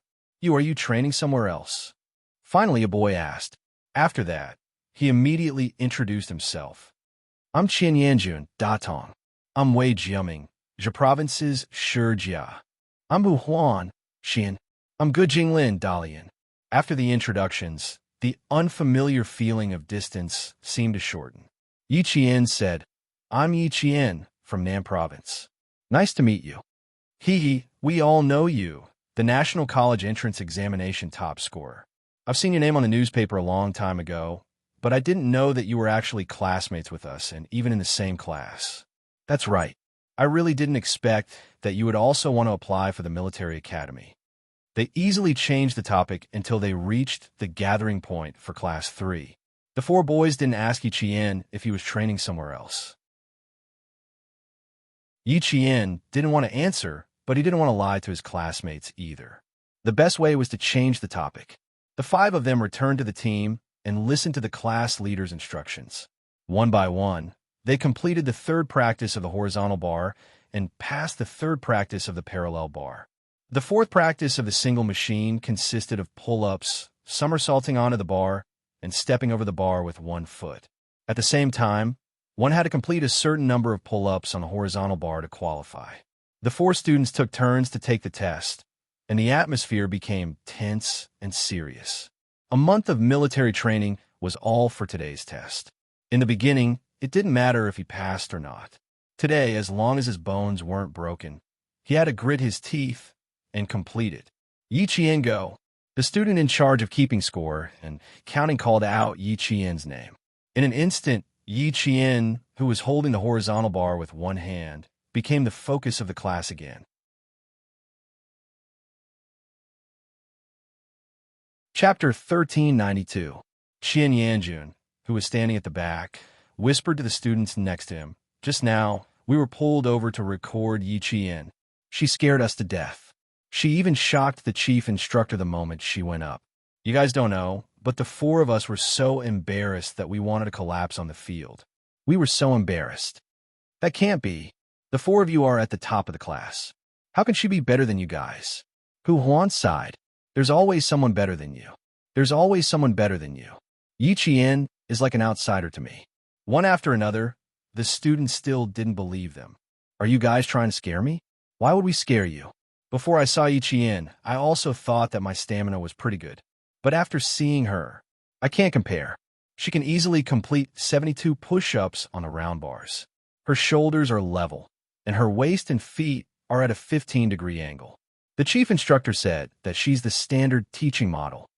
Seeing the students' disbelief, Qian Yanjun added, "What I said doesn't count. You'll know if I'm telling the truth when you see it for yourself." Yi Qian, who was in front, completed a pull-up on the horizontal bar. Then, she flipped and flipped onto the bar. She supported the bar with both hands and stepped on the bar with one leg. In a flash, she completed the downward bar. Then, she immediately walked to the parallel bars and began the third parallel bar exercise. The three boys in the same group only finished their horizontal bar practice after she finished practicing the parallel bars, including the arm gripping bar and the horizontal bar sitting. Speed, time, and the standard of a person's movements could all be seen. The freshman Yi Qian didn't participate in military training with the rest of the class. However, the test of the single and parallel bars in front of them gave the students a glimpse of her extraordinary strength. "Oh my God, she's amazing. She's faster than the boys in her group by 3 minutes. She didn't even stop to change the bars. She just kept going."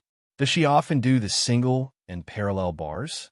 A girl who usually does the single and parallel bars? Why does it feel so strange? I don't know what she does. I only know that she's first in both the single and parallel bars. Wei Jiaming, who had already seen it, clicked his tongue and said with difficulty, "She's not only good at the single and parallel bars. She's good at everything else. There's so much pressure. Is there going to be an all-round female soldier in our class?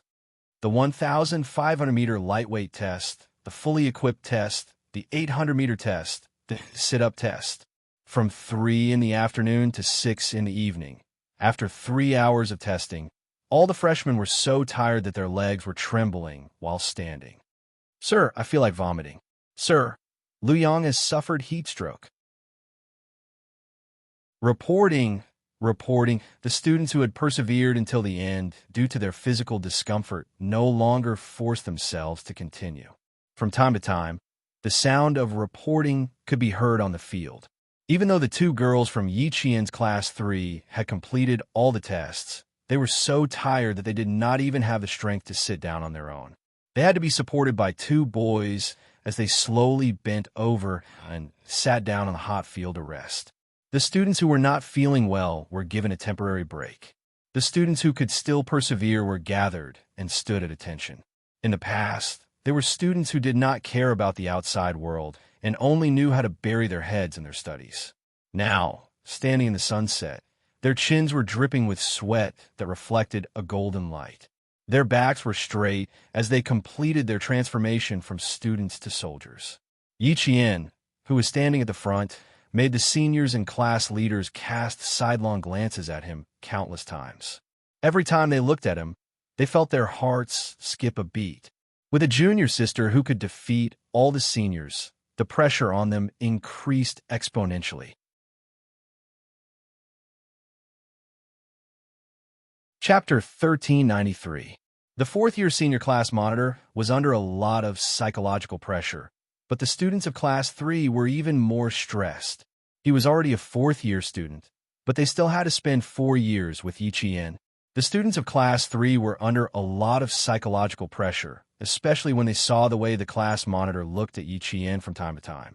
His eyes were filled with shock as though he was looking at a monster. One by one, they adjusted their breathing and thought about Yi Qian's performance in all the tests. The psychological pressure continued to multiply. The students of Class 3 were stressed, but the freshmen of Class 1 and Class 2 who cheered and encouraged them were also stressed. Just now, all the students had cast their gazes at Yi Qian. They watched as she unloaded her equipment and walked past them. The girls' gazes followed her every step. When she returned to Class 3, the students of Class 1 and Class 2 widened their eyes. Third class. Third class. Who's in the third class? They had never seen Class 3 have such a powerful person in the past, nor had they seen anyone in Class 3 with such physical strength. They had never seen such a person in Class 3. There had never been such a girl during the singing competition. There had never been such a girl when they walked together. Even when they were resting, they had never seen such a female lead. She's from Class 3. I wonder what her name is. It's a little scary.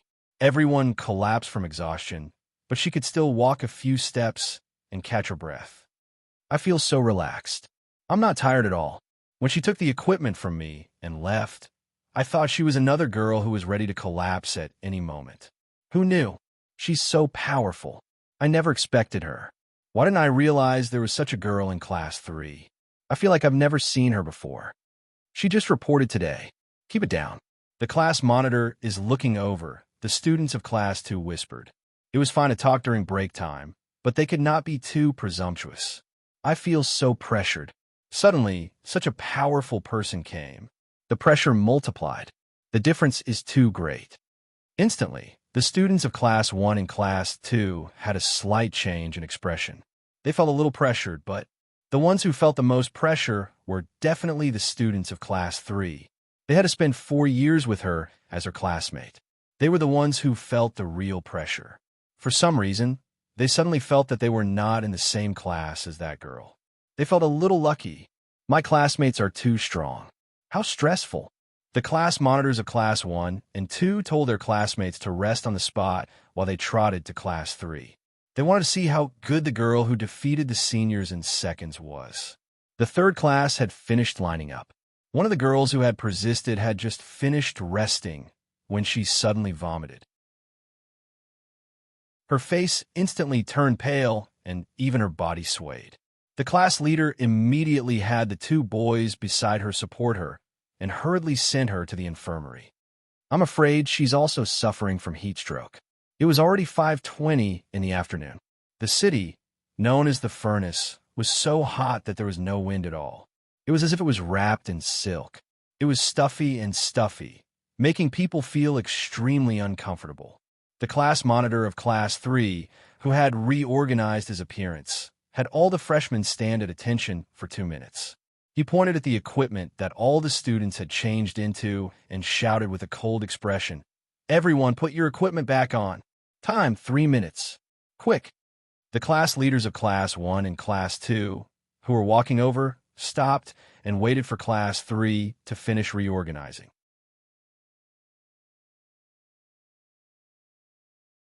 Chapter 1394. The 1500M fully equipped race referred to a combat vest, a backpack, a helmet, a simulator gun, a simulator magazine, and other equipment. Yiqian bent down and looked to her right. Hu Huan was standing on her right. She could tell what his problem was. The equipment was not placed in the proper order. "You're not in the proper order," Yiqian reminded him in a low voice as she bent down. Hu Huan smiled bitterly. "I knew it after the class leader said it. I think I sprained my shoulder. It hurts a little." As he spoke, he quickly put on his equipment. His sprained shoulder was quite serious. Yiqian could hear him gasping. He was bumped into by a classmate when he was running. He did not stabilize himself and fell sideways. When he ran back to take off his equipment, he realized that it was difficult for him to even lift his arm. Now that he had to change his equipment, it was quite strenuous. "1, 2, 3, stop," the class leader shouted.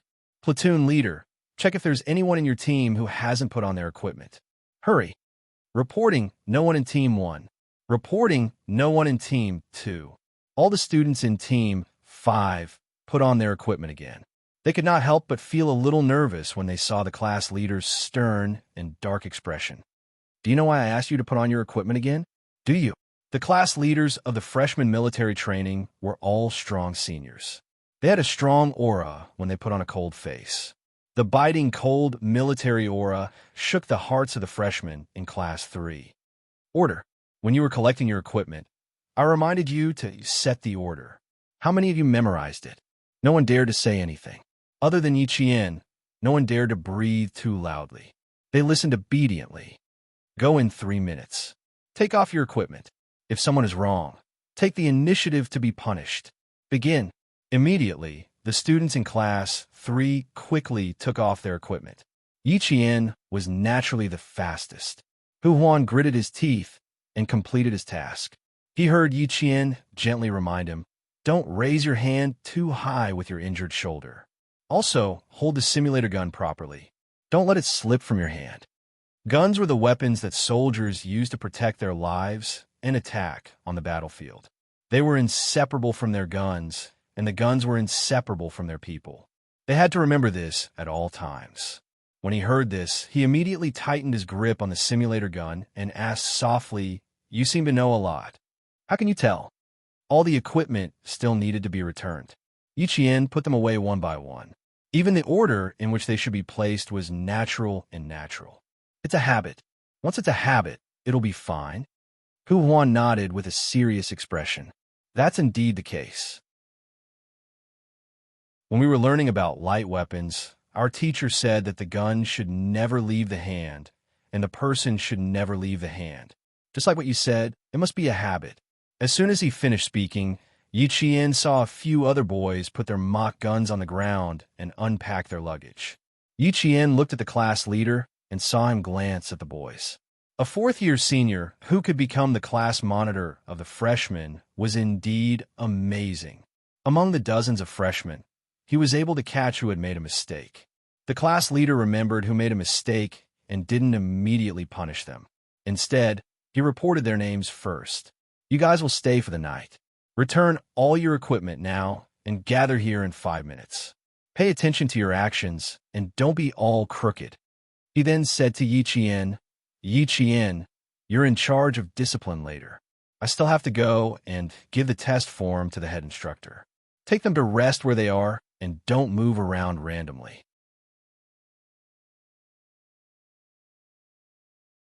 Chapter 1395. Clenching the test form in his hand, the class leader looked at Yiqian's results, then looked at Yiqian, who was standing the straightest, the most energetic, and the most relaxed. She was the most energetic in the entire class. While returning the equipment, Qian Yanjun, who was walking in front of the class leader, couldn't help but ask, "Class leader, her results. Is she number 1 in our class? You should be asking me if she's number 1 in the entire school." The class leader glanced at his junior brother with a hint of sympathy. "Take care, junior brother. With such a powerful girl in the class, she will definitely become a role model for the rest of the class. The days ahead will definitely be exciting." The class leader's words almost made Qian Yanjun bite the tip of his tongue. Number 1 in the entire school. His expression instantly changed and revealed a sense of powerlessness. After he returned the equipment, the class leader, who was waiting outside, patted the boy's shoulder heavily. "Cheer up, junior brother. This is a good thing. There's a famous role model, and he's definitely someone you want to surpass. I just don't know if I can surpass her," the class leader thought silently. "Senior, didn't you say that you have 4 months of free time a year to arrange your training? If Yi Qian is the role model, I don't think I'll even have a year and a month to arrange my training." Qian Yanjun rubbed his face, shook his head, sighed, and returned to the group. The class leader was speechless, because Junior was right.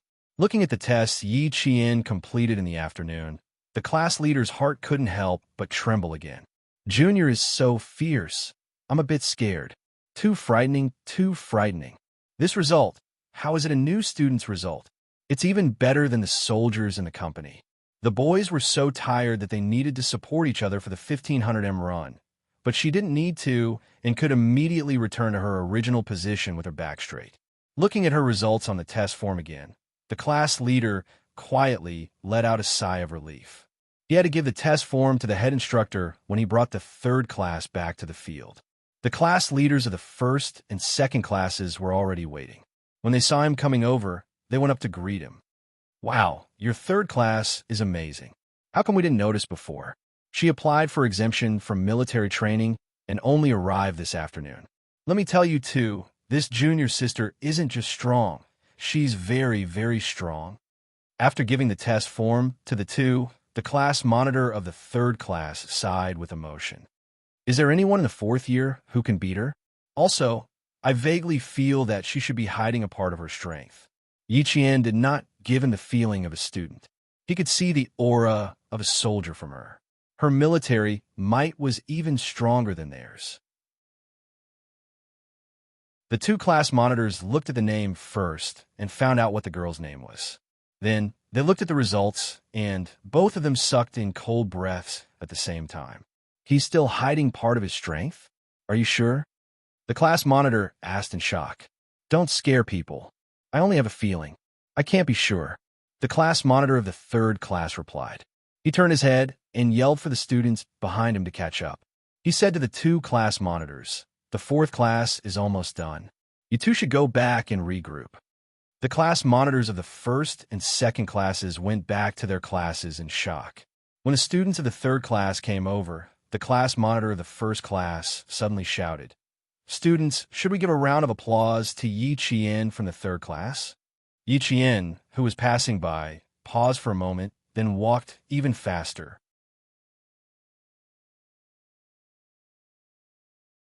Chapter 1396. Yes, their voices rang out in unison, followed by thunderous applause. Class 1 took the lead, so Class 2 also clapped under the class leader's command. Class 3's class leader didn't know whether to laugh or cry. After instructing Yi Qian to maintain class discipline, he strode forward and handed the test form to the chief instructor. "Report. All 46 students in Class 3 have completed the test. Please give your instructions." The chief instructor took the test form and looked down to see Yi Qian's results. His eyes lit up and he laughed. "Good, good, good. These results are beautiful." He looked up at Class 3's class leader and laughed even louder. "You guys might not be able to catch up to these results. Junior sister is too amazing. We are ashamed." The class leader sighed. "Good results, good fitness. A new star is about to rise." The chief instructor, who was looking down at the results, looked up in the direction of Class 3 and smiled deeply. She has already risen and is receiving the attention of all the students. Send Yi Qian's results to the General Affairs Office and let the school leaders have a look. The senior class leader respectfully took the test form and looked deeply at Class 3. He walked towards the General Affairs Office with results that would definitely shock the school leaders. The freshmen of Class 3 who were resting were already talking to Yi Qian, who was sitting in front of them. As they talked, they imitated Yi Qian and sat on the hot grass with their hands behind their backs and legs stretched out.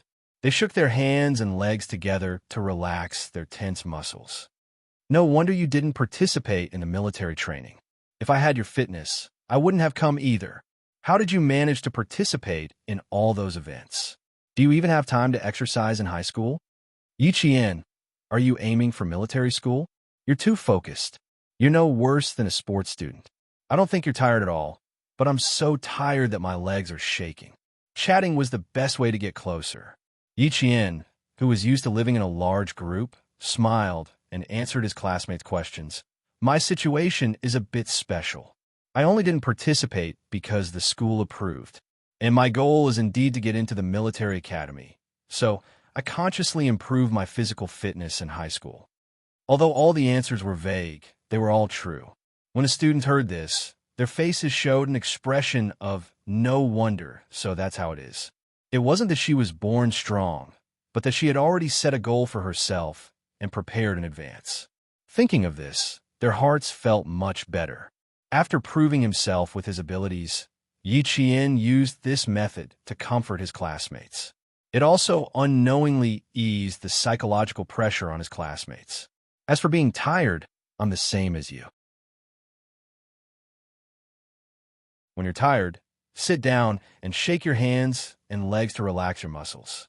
Don't think about being tired. The more you think about it, the more tired you'll be. The more you think about something easy, the more you think. Yes, the more I think about it, the more relaxed I feel. Yiqian raised his eyebrows and replied with a smile. He stared at Hu Huan with his dark eyes and said, "It's the same principle as drawing plums to quench one's thirst. Our bodies can be tired, but we can't let our minds feel tired." The boy who finished second in the 1500m fully geared also smiled and said, "Yiqian is right. I often do that too." This boy's physical fitness was quite good. When he opened his mouth, he immediately drew the attention of many of his classmates. Yiqian gently exhaled.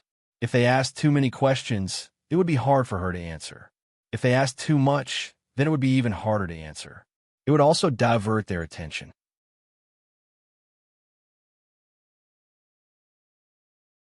Chapter 1397. The boy who changed the topic for Yi Jian had a handsome face. When he spoke to his classmates, he looked calm and confident without a trace of awkwardness. He smiled and answered his classmates' questions. "I don't have any special tricks. I've told you guys before. After the evening's self-study session, go to the field for a run, pull the bars, and do push-ups. Sometimes, if you can't solve a problem, you might as well go out for a run to relax and come back to continue." You're the same as Yiqian. You started to exercise in high school.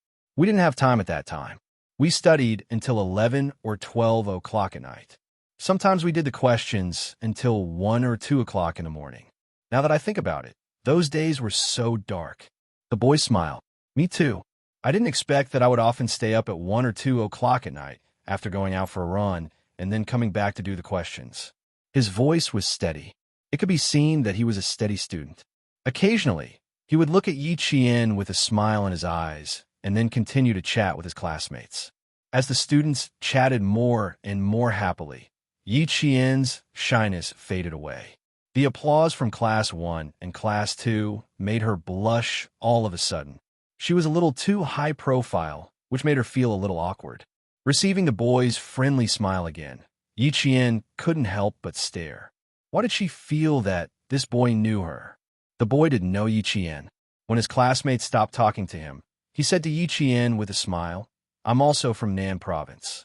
During the exam, I was in the same examination room as you, but I'm sure you don't remember me." Yiqian really didn't remember him. At that time, she only wanted to finish the exam as soon as possible and go home with Xia Jinyuan. In addition, after the incident with Ying, she didn't pay much attention to her classmates in the examination room. "I'm sorry. I didn't pay much attention to my surroundings during the exam. Sorry." So the boy did help her out just now. Yiqian reached out her hand and introduced herself. "I'm Yiqian from Anyang Province in Nan Province." The boy reached out his hand and said with a bright smile, "My surname is Song Jiqiu. I'm from Nan Province." Now Yiqian knew that the boy in front of her was the one in Chengnan Middle School who was admitted to the National University of Science and Technology. Then he said, "Yang Heng and I are cousins." Yang Heng, the name that she had not heard for 2 years, suddenly came out of another boy's mouth. Yi Jian suddenly felt as if she had been separated from him for a lifetime. So it's Yang Heng's cousin. I haven't contacted him for almost 2 years. Where's he studying now? Yi Qian furrowed her brows slightly. In the first half of the 3rd year of high school, she still wrote to Yang Heng and occasionally contacted him by phone. However, in the second half of high school, she did not receive any more letters from Yang Heng. Their contact was cut off just like that. Song Jiqiu said with a smile. Eldest uncle was transferred to another post, and also moved there with him. Cousin suddenly said that he wanted to study abroad during the winter break of his freshman year. He's now in Australia. Because of Yang Heng, the two of them suddenly had a lot more topics to talk about. As for why Yang Heng had suddenly gone abroad to study, Yi Qian had originally wanted to ask. However, when he saw that Song Jiqiu's eyebrows were slightly clouded at the mention of this matter, Yi Qian's heart sank involuntarily. It seemed that something must have happened to make Yang Heng go abroad in a hurry to study all of a sudden. Song Jiqiu adjusted her mood quickly and changed the topic. I know that you've been admitted to a military school, but I don't know which military school you've enrolled in. My second aunt is President Song of Venus. You even saved her life back then.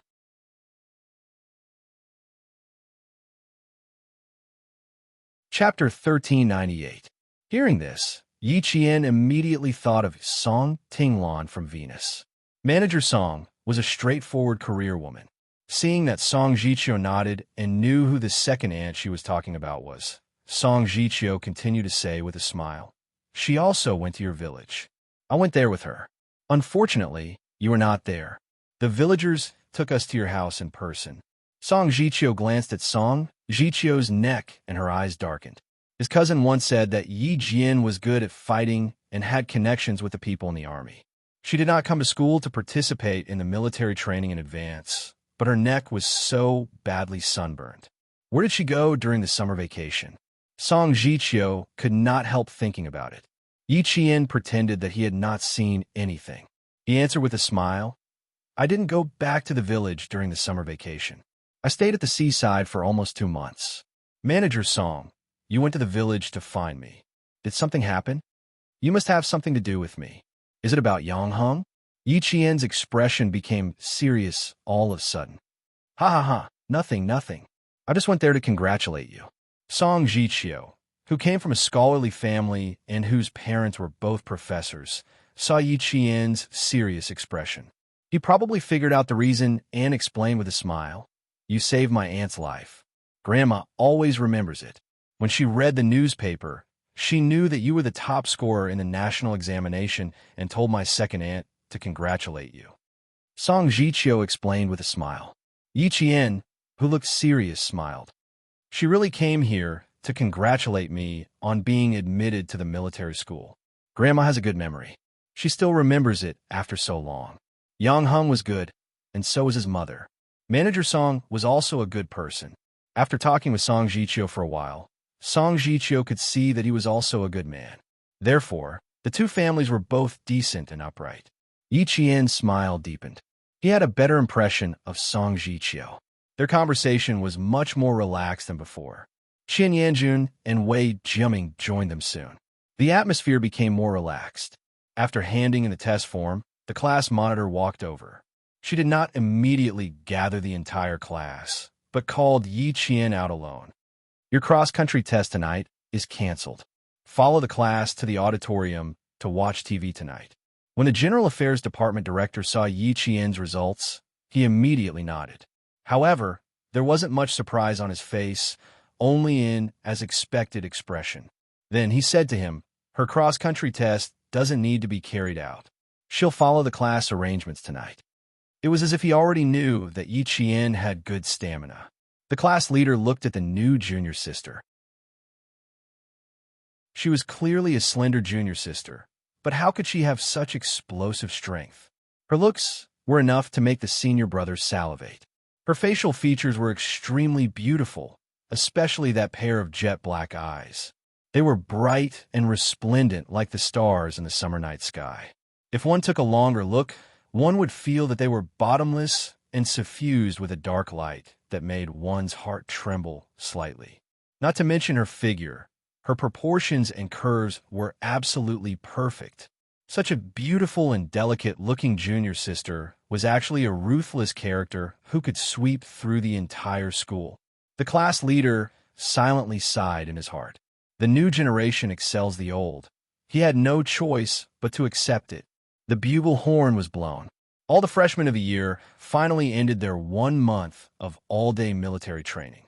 As the class monitor said dismissed, the freshmen who did not dare to celebrate loudly clenched their fists and kept whispering, "Yes, yes." As a reserve unit for the future army, the management of the military academy was extremely strict. Even during break time, the freshmen were not allowed to shout loudly.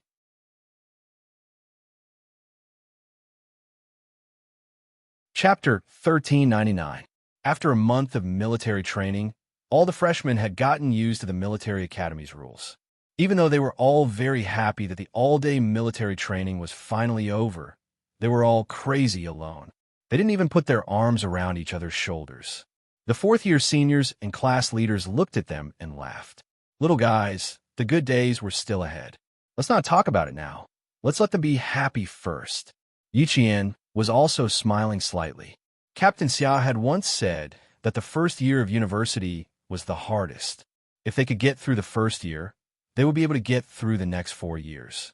If they couldn't, they could only choose to drop out.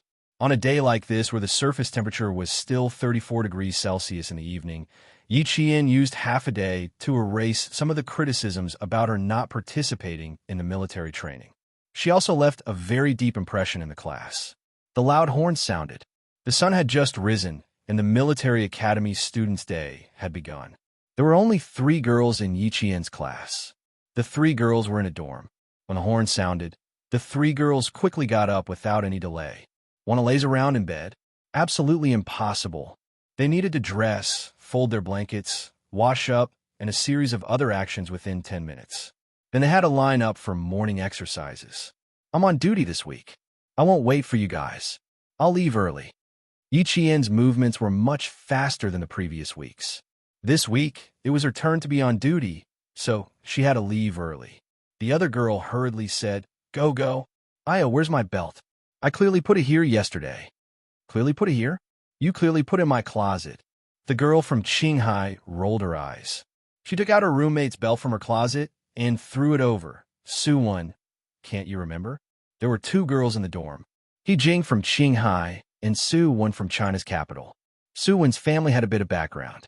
Her father was a designer at a certain satellite launch site in China, and her mother was an engineer. She was a very typical delicate girl. She took the belt and blinked a few times. She smiled and said, "Thank you." As she put on the belt, she said to Jing, "Let's hurry down and help Yiqian take attendance. It's only the 2nd week. We can't even recognize everyone yet." "Don't worry so much. Yiqian doesn't have a memory like you. Last week, Qian Yanjun didn't remember everything. She was the one who reminded him." Jing buckled her belt and urged her roommates to hurry up. "Done, done. Buckle it as you walk. If you're late, the whole class will be skinned." The military academy's morning exercises had a special meaning and strict rules. Being late was absolutely not allowed. As long as one person was late, the punishment would not only be that person, but the entire class would be punished. Suwon exhaled heavily and said expressionlessly, "Our training during this period of time has not only shed 1 layer of skin, but 2 layers of skin." That was true. Originally, they thought that the freshman military training would usher in good days. Who knew? Who knew? It was not at all. Jing also sighed. The hard days were still going on. It was even worse than the military training before. Sometimes, she really felt that her decision to enroll in the military academy was the wrong one. It was too tiring. Not only was she tired out during the day, she still had to go back to the classroom at night to memorize a thick book of rules and regulations. "I'm not going to waste time with you. If we're really late, we'll only get worse." Her sadness was not over yet. Jing, who was still sober, drank a mouthful of cold water from last night. She pulled Suwon, and the 2 of them walked out of the dorm together. The military academy's morning exercises were not like high school and middle school, where students ran to the field one by one and randomly found their own class.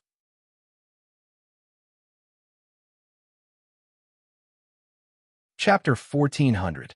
The morning exercises in the military academy were organized into teams.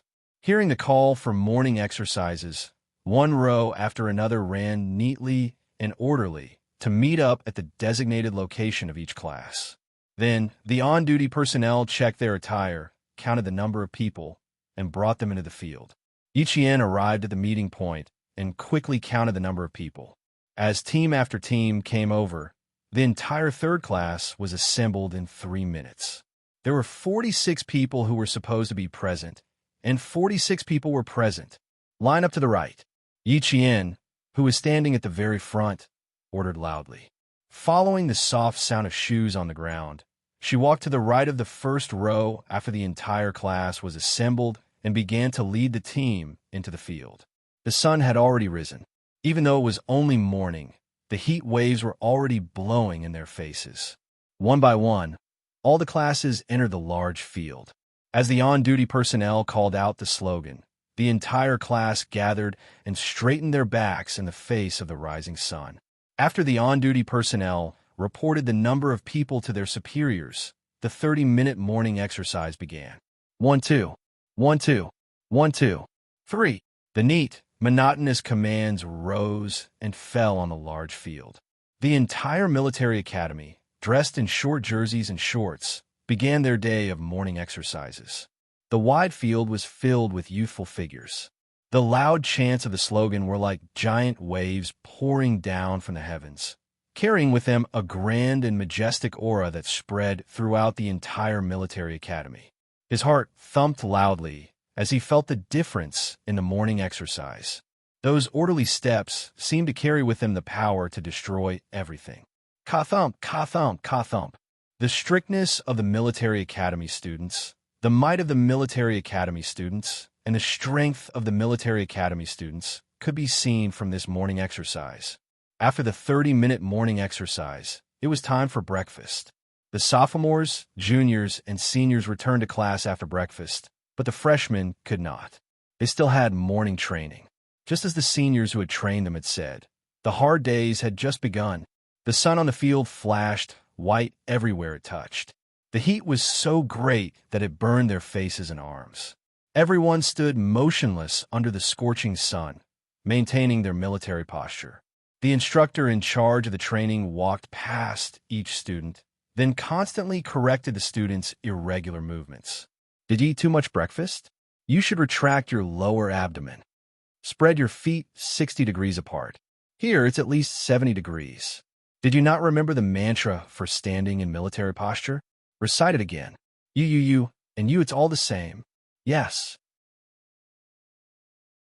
The few students whose names were called tensed up and straightened their backs as they recited the instructions for standing in a military posture. The tips of your feet are about 60 degrees apart. The heels of your feet are close together. Your calves are straight. Your abdomen is slightly tucked in. Your chest is straight. Your shoulders are slightly open, and your arms are naturally hanging down. Your head must be straight. Your neck must be straight. Your mouth must be closed, and your eyes must be looking forward. It's not tidy. Recite it again. Yes. Without a single word of rebuttal, he immediately recited. The instructor walked to the front and stood beside the role model, Yi Jian. He shouted coldly, "There is a role model in front. Those who don't know how to stand, can't stand straight, or feel tired, raise your eyes and take a good look at the role model in your class. As long as you stand like her, you don't have to come tomorrow." Yi Jian, the role model, stood facing the whole class. Under the sunlight, she still maintained her original military posture after an hour. The students at the front could see sweat dripping into her eyes. She didn't move. She just blinked her eyes gently.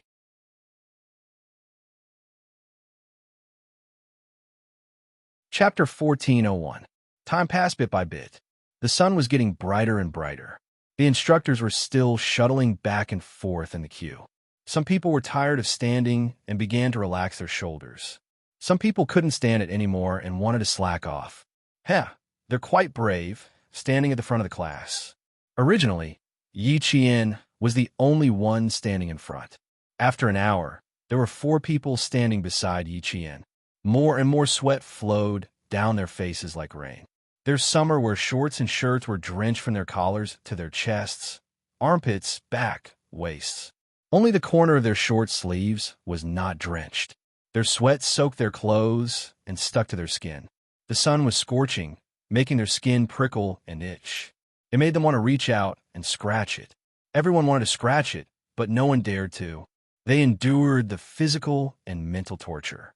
Facing the cold gaze of the instructor, they kept their back straight and looked straight ahead. Straighten your legs. If you're a man, straighten your back. The instructor's voice came from the back. It was cold, icy, and piercing into the students' ears. Look straight ahead, don't look sideways. Don't blink when the wind blows. Stand like a pine tree. Shape like steel. 3 straight, 3 flat, 3 straight, 2 straight, 2 straight, 1 straight. Remember all of this. They weren't the only ones who needed to learn military posture. Everyone who entered the army and the military academy had to learn it. When standing in military posture, no matter when, even if it was just a simple action of sitting down, it would reveal the might and masculinity of a soldier. Your every word and action would also reveal the temperament of a soldier who was as lofty as a mountain and as tall as a pine tree. At this moment, everyone's eyes were red. Yi Qian was no exception. Tears flowed into their eyes and stung them.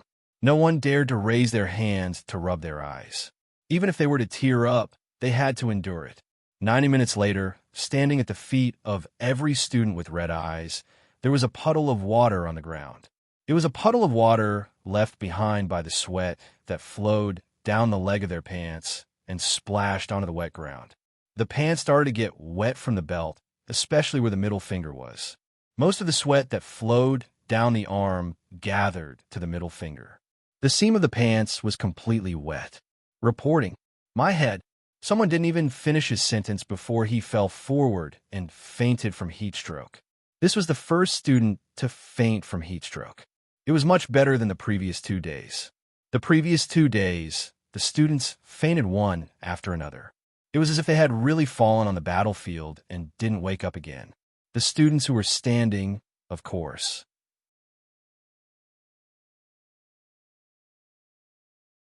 After all, there were students who fainted from heat stroke during the freshmen's military. Bye the military posture. By the new.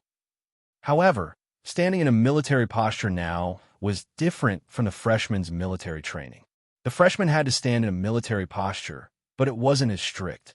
If you moved occasionally, the senior and class monitor would glance at you, and it would be fine. They would only remind you if you moved too much. Unlike now, the only thing missing was a cross wrapped around his back. Bye. To that. Bye. Class. Bye. Class. A student from class 3 fainted from heat stroke. The instructor helped the student who fainted from heat stroke up with one hand and turned on the walkie-talkie to contact the doctor. It's not serious.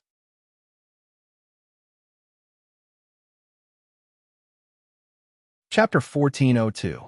Fainting was not considered serious. The students' hearts trembled as they pursed their lips and continued to endure. No one took a second look because the instructor would help this student who had fainted from heat stroke. The ambulance parked at the front of the field arrived in less than 3 minutes. 2 male soldiers came down and skillfully carried the fainted student into the ambulance. The door closed and the ambulance drove away, leaving only a row of exhaust fumes. No one knew how long they had been standing there. The instructor suddenly took out an alarm clock and set the time before placing it on the field. There are still 43 minutes until the 2-hour mark. You can rest after standing there for 2 hours. They had clearly been standing there for 1.5 hours, but the instructor said there were still 43 minutes left. So much time. It was very quiet around class 3.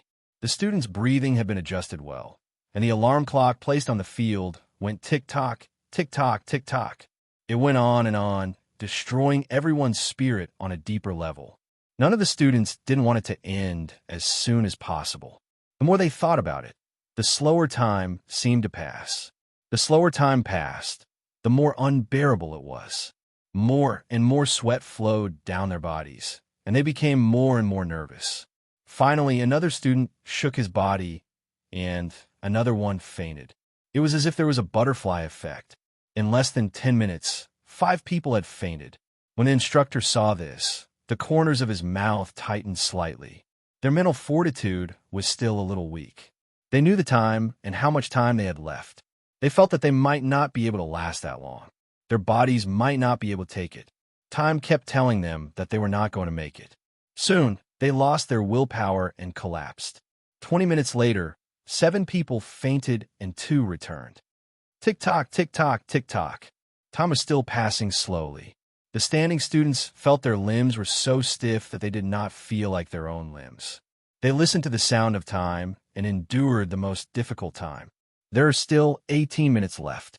The instructor reminded them, intentionally or otherwise. He was constantly training the students' willpower.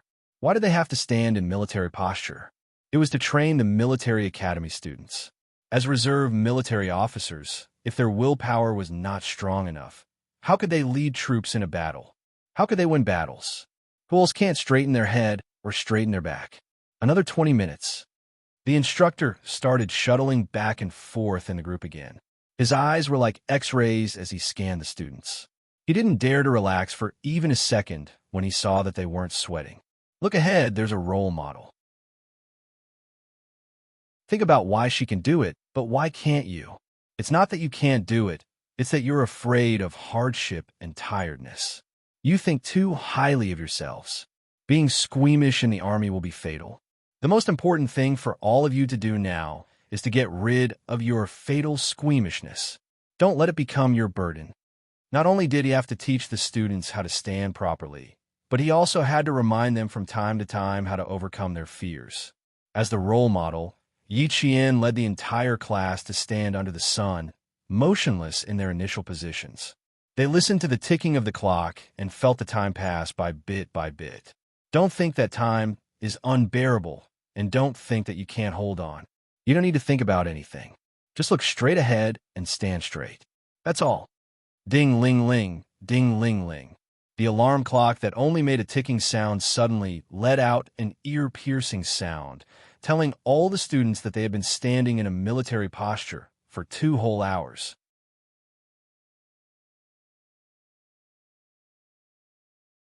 Chapter 14:03. At this moment, no one dared to relax their bodies. It was just the alarm clock that rang at the set time. It was not the time for the instructor to dismiss them. The student's performance made the instructor, who looked serious, finally show a slight smile. He blew the whistle to signal the end of the class. Everyone move around. If you don't have enough water, there's a water tanker in front. After standing for 2 hours, they were seriously dehydrated. How could 1 pot of hot water be enough? They needed at least 2 pots of water. Although the class was dismissed, the limbs of the students were so stiff that even their muscles and joints seemed to have hardened. A simple action of bending over to pick up the kettle made them look like 80 or 90 years old people. They could not bend over for a long time. Yi Qian moved his limbs and slightly bounced on the ground for more than 10 times to move the muscles of his legs. Then, he bent over to pick up the kettle. "Do me a favor. Do me a favor," a student called Yi Qian with a bitter face. "I can't bend over. My legs are like saws. Once I move, I feel pain inside." Then, another student also needed Yi Qian's help. "And here, Yi Qian. Help. After a week of getting along, the students in the class had gotten used to Yi Qian's strong physical strength. Song Jiqiu picked up the kettle for the 2 boys and joked, "Do you still need to carry you back? Just grit your teeth and sit down. You'll be fine after shaking your legs." His physical strength was good, so it was easy for him to do it for a few days. During the break, the instructor was not as serious as during the training. He would help the students pick up the kettle and even massage their legs. Upon hearing this, he raised his voice and said, "He's right. It's just a military posture. Do you know how the national flag class does it? It takes twice as long as you. The forward kick is delicate. The distance between the 2 feet is not even half a millimeter. You still have to stand with both feet. They have to stand with 1 foot for so long. Why did the soldiers look tall and mighty when they stood there? It was not because they wore military uniforms, but because they practiced day after day and year after year. You're all learning from Yi Qian and training with him. His military posture is the same as that of a veteran. You guys have to shout for help when you pick up a kettle. If you really go to the battlefield in the future, don't tell me you'll have to ask someone for bullets. Nowadays, the teacher mentioned Yi Qian the most. The students were already used to it, so they didn't show any signs of dissatisfaction. There was nothing they could do about it. She was indeed amazing, so they had no choice but to admit defeat. Suwon, who had drunk half a bottle in one go, winked at Yi Qian and asked, "Do you feel any pressure?" "It's all right. I'm doing my best." Yi Qian blinked and said softly, "There are only 3 girls in our class. We can't lose." After Suwon heard this, he patted Yi Qian heavily on the shoulder and said earnestly, "It's all thanks to you, Yi Qian. He Jing and I will support you in spirit. In terms of actions, I can't support you." He Jing, who had just returned from refilling the kettle, heard this. She sat down with difficulty and said, "I have a goal, unlike you." She then said softly to Yi Qian, "I'm a little hunchbacked. I want to practice by myself at night. Is there any way to improve quickly?" He Jing was a girl who was very strict with herself. Her brother also graduated from the National University of Science and Technology. According to her, the reason why she applied for the National University of Science and Technology was because of a bet with someone. Who was that someone? Suwon and Yi Qian did not ask, but from her eyes, they could tell that this someone was not an ordinary person.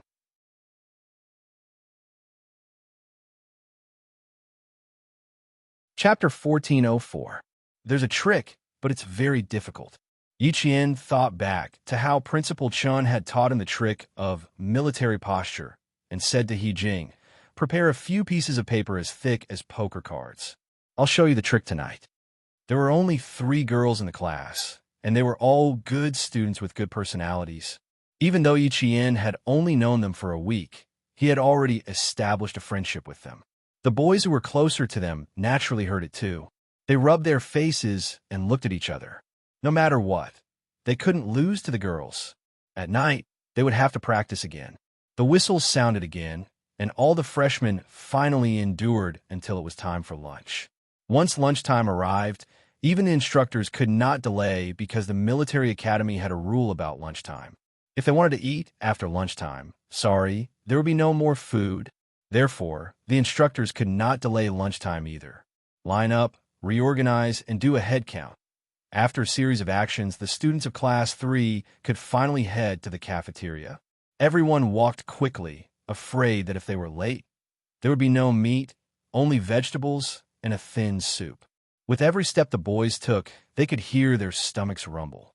Then, like a long dragon, the students of each class rushed over from all directions, all heading towards the same destination. With a step command, they quickly stopped moving forward. Yi Qian, the on-duty officer, stood at the front and began the chant training. Every lunchtime chant training was the moment Yi Qian wanted to laugh the most. In order to get into the cafeteria earlier, they shouted the chant with all their might. The instructor had once said that the chant for lunchtime was "shout with your life," and this was not false at all. They were indeed shouting with their lives. For a time, the chant in front of the cafeteria grew louder and louder. This was lunchtime for the military academy students. From their first year until their last year, when they graduated, it was always like this. Later on, Yi Qian had returned to his alma mater a long time after he graduated. When he saw the youthful faces that already showed the might of soldiers, he said to the guard beside him, "Every time I come in, I will immediately take a look at what dishes are served. Which dish should I choose? Which dish looks good? Which dish I probably won't be able to get?" My 4 years of fighting for food in the military academy is still fresh in my memory.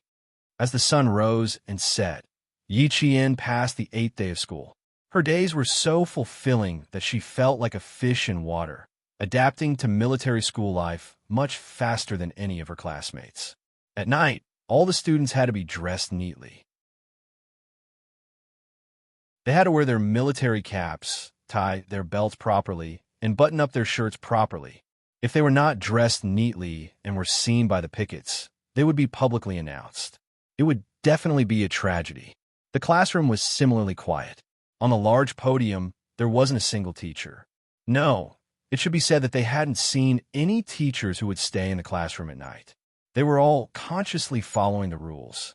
To be able to enter the military academy, other than straight-A students, they were all straight-A students. Their memory was superb. They memorized the thick books of rules and regulations very quickly. In the end, they would close the books and recite the words silently. Pass. Hee-jing did not have many plans for herself tonight. She still needed to ask Yi-chien for tips on military posture. Walking around the school grounds at night was also prohibited. Of course, if you strengthened your training, you wouldn't have to worry about being caught by the pickets. Put the books on your head. When standing, don't we need to lean forward slightly to put gravity on the soles of our feet? When your front foot steps on the stairs, your back heel hangs in the air. Don't you feel that your center of gravity is leaning forward? Yi-chien demonstrated. Give me the paper you prepared.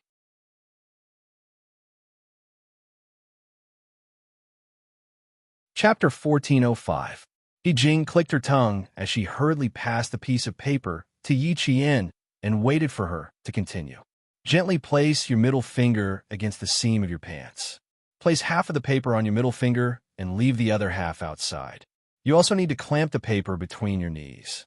Keep your legs straight and taut. Yi-chien demonstrated the entire process under the light of the staircase. Yi-chien never hid anything that was beneficial to the group. She told them everything she knew, but how much each person learned depended on themselves. It wasn't something she could control. It was also because of this selfless dedication that Yi-chien had always been popular among her classmates. Even though it was tough in high school, she still tutored her classmates. She even helped her roommates get into the top universities in the country. Even though Yi-chien had left the province, her name could still be heard in the province. Those students who had received her help were still grateful to her. Every time she opened the little penguin phone, the first thing she heard was a series of DDD sounds. They were all messages from her high school classmates. Hee-jing thought Yi-chien would only give her simple reminders. Who knew that she would teach her so diligently? For a moment, he didn't feel good in his heart. He felt ashamed of himself for having such petty thoughts. Don't drop the book. Don't drop the paper between your fingers and thighs either. Yi-chien placed the book on Hee-jing's head, then placed the paper between her hands and thighs. The last piece of paper, Yi-chien smiled and pointed at her knees. Here's the main point. You have to place a piece of paper there too. Let's make it clear first. If the book or paper drops, we have to add time. Let's stack it in units of 10 minutes. She bent over and placed the paper between Hee-jing's knees. At the same time, she heard Hee-jing and the faint gasp from the floor above. This is too cruel. Hee-jing felt her knees hurt. Yi-chien, don't tell me that this is how you practice. This is how I practice. My uncle is a retired soldier. He likes to make me stand in military posture. I started standing in middle school. Classmate, why do you think I got the title of role model? It's because I've suffered more than you. Everyone was suddenly enlightened. So that's how it was. No wonder he was so powerful. Hee-jing understood, and so did the students who were eavesdropping upstairs. After deliberately explaining, Yi-chien gently patted Hee-jing's knee. All right, just stand there. I'll time it. Then he raised his head and said to the students who were eavesdropping upstairs, you all understand, right? If you understand, then stand together. From now on, stand for half an hour. F***CK. She seems to have discovered us. I don't think so. I have to cover my nose to breathe. She must have found out. Otherwise, she wouldn't have said, stand together if you understand. She must have found out. Stop squatting. What are you squatting for? You've been discovered. 3 seconds later, a soft sound came from upstairs. Then, Chen Yanjun said awkwardly, ahem, we don't mean anything else. We just want to learn. In the morning, when the boys heard the conversation between Yi Qian and He Jing, they thought that, as boys, how could they fall behind the girls? After discussing it for a while, they decided to let Qian Yanjun and Song Jiqiu take the lead to sneak a peek. When they heard Yi Qian's words, all of them were so shocked that their jaws dropped. He Jing did not know that there were people upstairs. When she heard the sound, she lost her balance and the paper between her knees fell.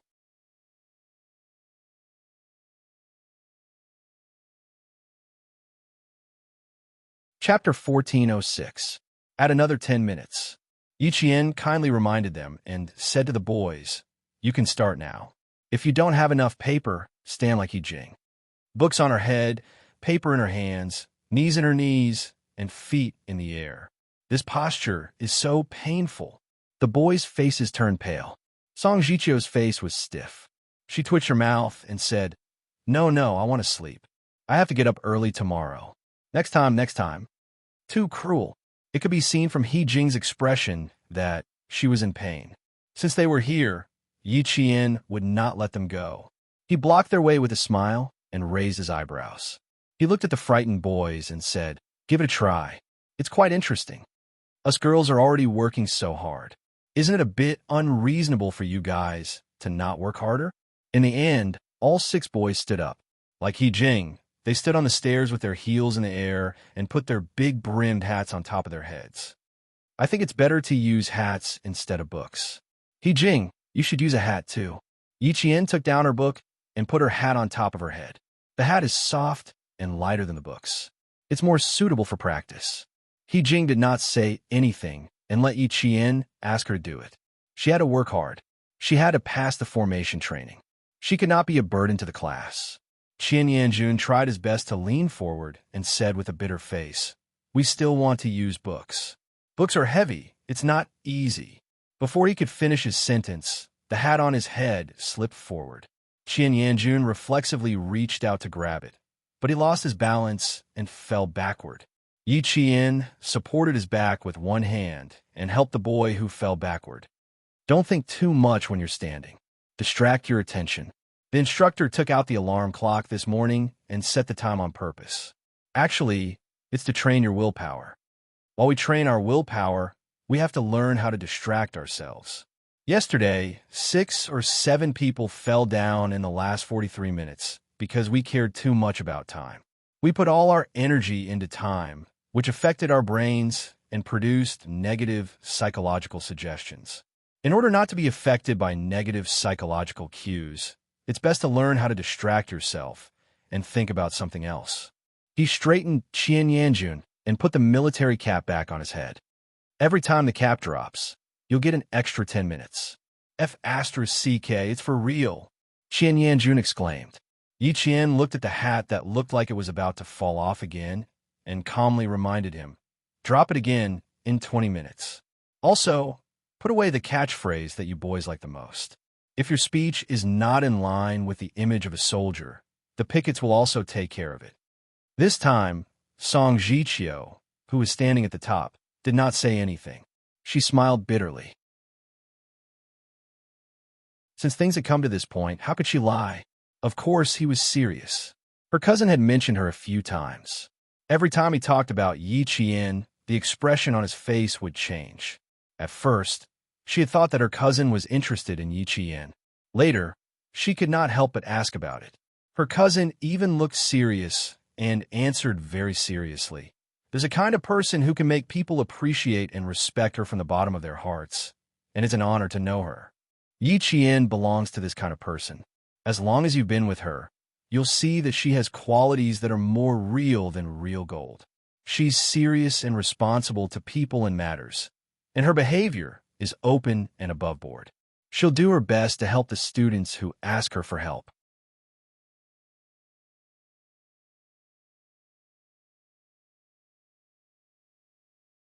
Chapter 1407.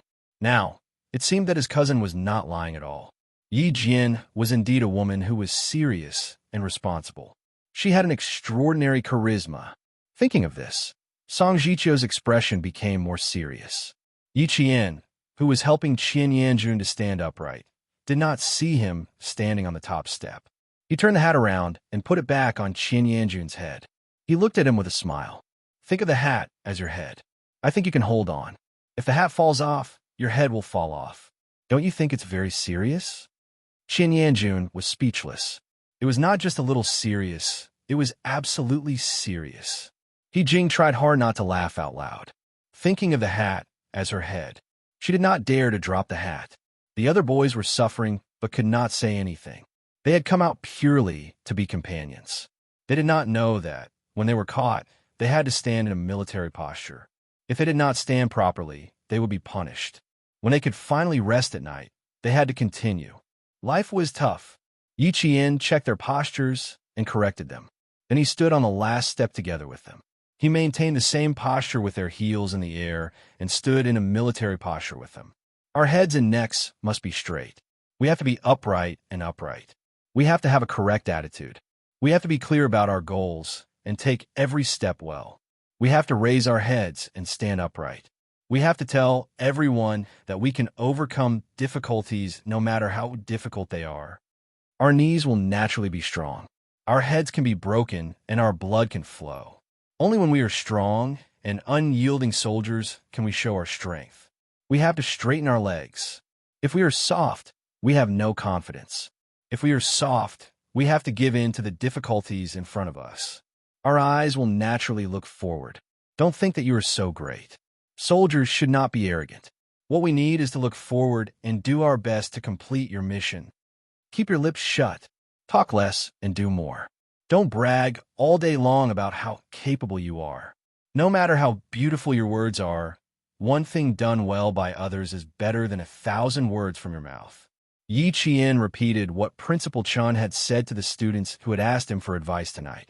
Unmoving as pine trees, straight as spears, eyes like torches, expression like majestic, indomitable spirit, good boys and girls.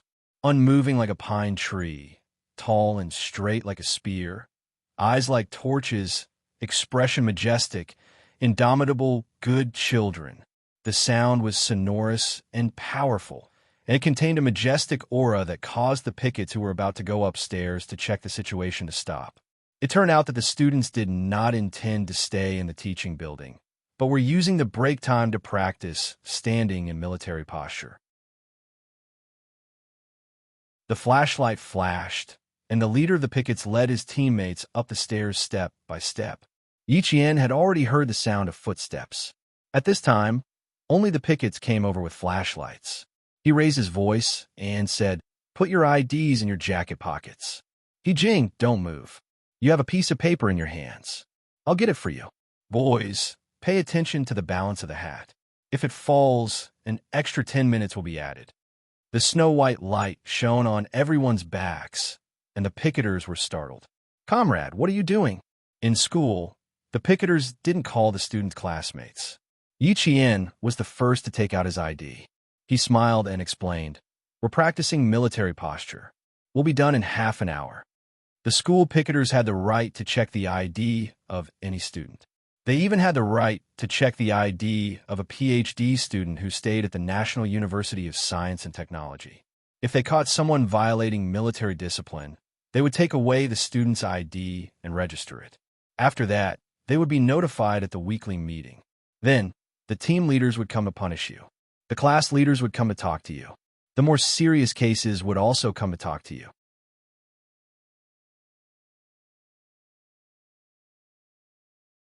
Chapter 1408. In short, as long as you were registered by the pickets, you would be anxious and tired for 2 consecutive weeks.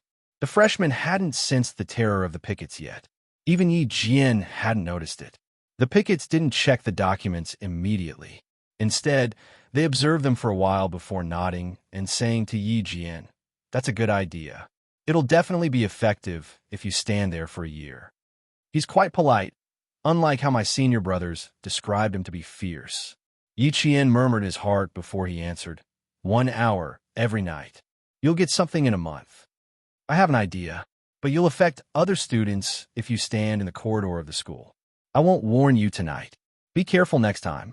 After returning Yi Jian's ID card, The head of the pickets smiled as the dazzling flashlight swept across the hovering heels of the few people. The other two pickets checked everyone's IDs and confirmed that they had not done anything else because they were practicing military posture. The three of them then went downstairs. They're not as fierce as the senior brothers said. I feel that they're quite polite. That's because a boy had just opened his mouth when his hat fell off his head. He changed his tone. Ah, damn. Yi Qian said coldly, if you said that just now, your name will definitely be on the weekly meeting. Watch your words. 10 more minutes. You've lost your hat. Bro, please forgive me. I want to go back to the dormitory to sleep. Stand still. Don't fall on me. He even spoke slowly for fear that he would lose his hat if he spoke loudly. Time seemed to pass by casually. When Yi Qian said that it was over, Qian Yanjun still did not believe him. No way. 40 minutes passed so quickly. 40 minutes this morning felt like 40 days to me. Of course it's fast. After Yi Qian finished speaking, a boy from the province of Hualu City asked Qian Yanjun with a smile, "What did you use to divert your attention just now?" Qian Yanjun put on his big brimmed hat and habitually checked if the collar buckle was fastened properly. He said proudly, I'm doing physics questions in my head. I really don't feel like time is passing quickly. I'm memorizing English words, Song Jiqiu replied. He Jing rolled her eyes at them and answered honestly, I memorized the rules and conditions in the booklet.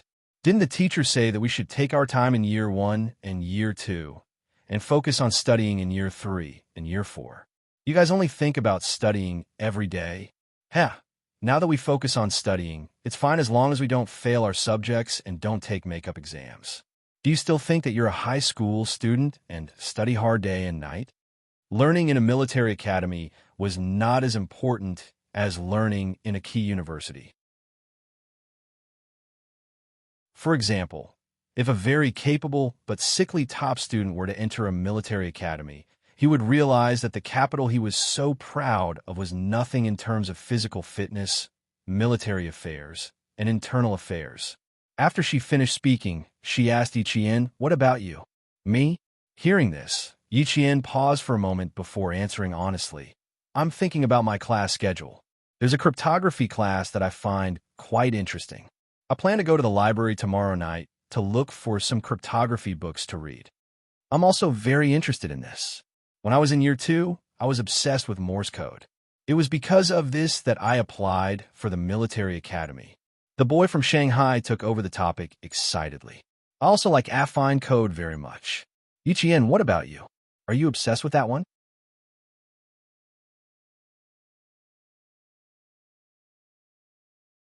Chapter 1409. Qian Yanjun, Song Jiqiu, and the others raised their heads in silence.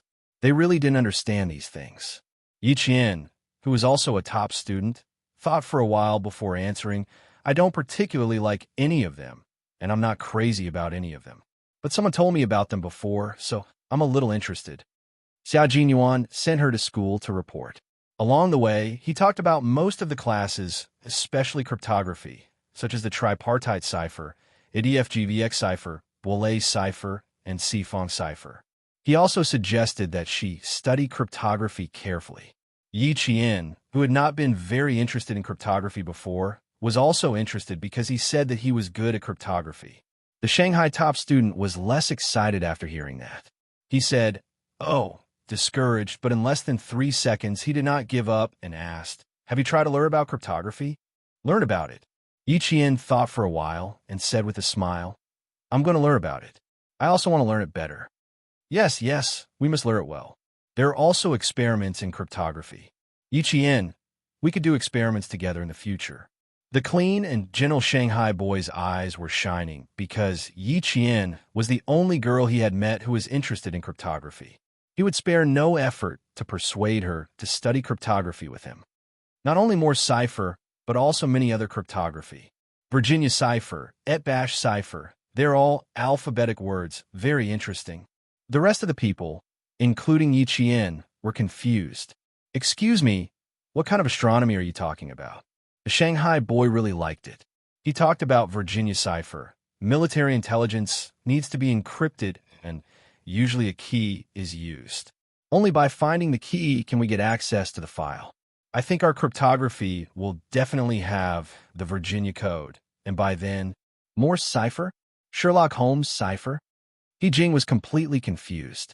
While listening to the Shanghai boy continue talking about cryptography that she did not understand, she whispered to Yi Qian, "I'm not only feeling the pressure physically, I'm also feeling the pressure in my studies." Yi Qian pursed his lips and smiled. "I don't know either, but these things do need to be learned. They'll be included in the exam, and they'll be tested every year. If we don't understand, we can learn. We have a ready-made genius in our class. If we don't understand, we can ask for leave from him." The world of a top student was not easy to understand. As for the world of a prodigy, he could not see through it at all. The Shanghai boy could be categorized as a prodigy, who asked him not to be able to understand what he was saying. At 10 o'clock in the evening, the campus was still brightly lit. There were faint shadows walking back and forth in the field. They were all students who were not physically fit and were secretly training themselves. The lights in the third and fourth year schools were not completely switched off. The prodigious senior brothers and sisters were still making use of their break time to study. They did not neglect their physical fitness, studies, and housework. Yi Jin looked up at the classroom where the lights were still on and the square windows were illuminated. She looked into the distance with her quiet and bright eyes. 5 years ago, was Xia Jinyuan as hard-working as he was in this school? "Those are prodigies who will be selected as top students," He Jing said with emotion. During the freshman's military training, the senior brother and class monitor told us that after 4 years of graduation, there will be a very small number of people who will be selected as top students with extremely harsh conditions. A very small number of people who will be selected as top students with extremely harsh conditions. You're tuning in to the Warrior Lore YouTube channel. Don't forget to subscribe and join us on this journey to catch the most captivating stories.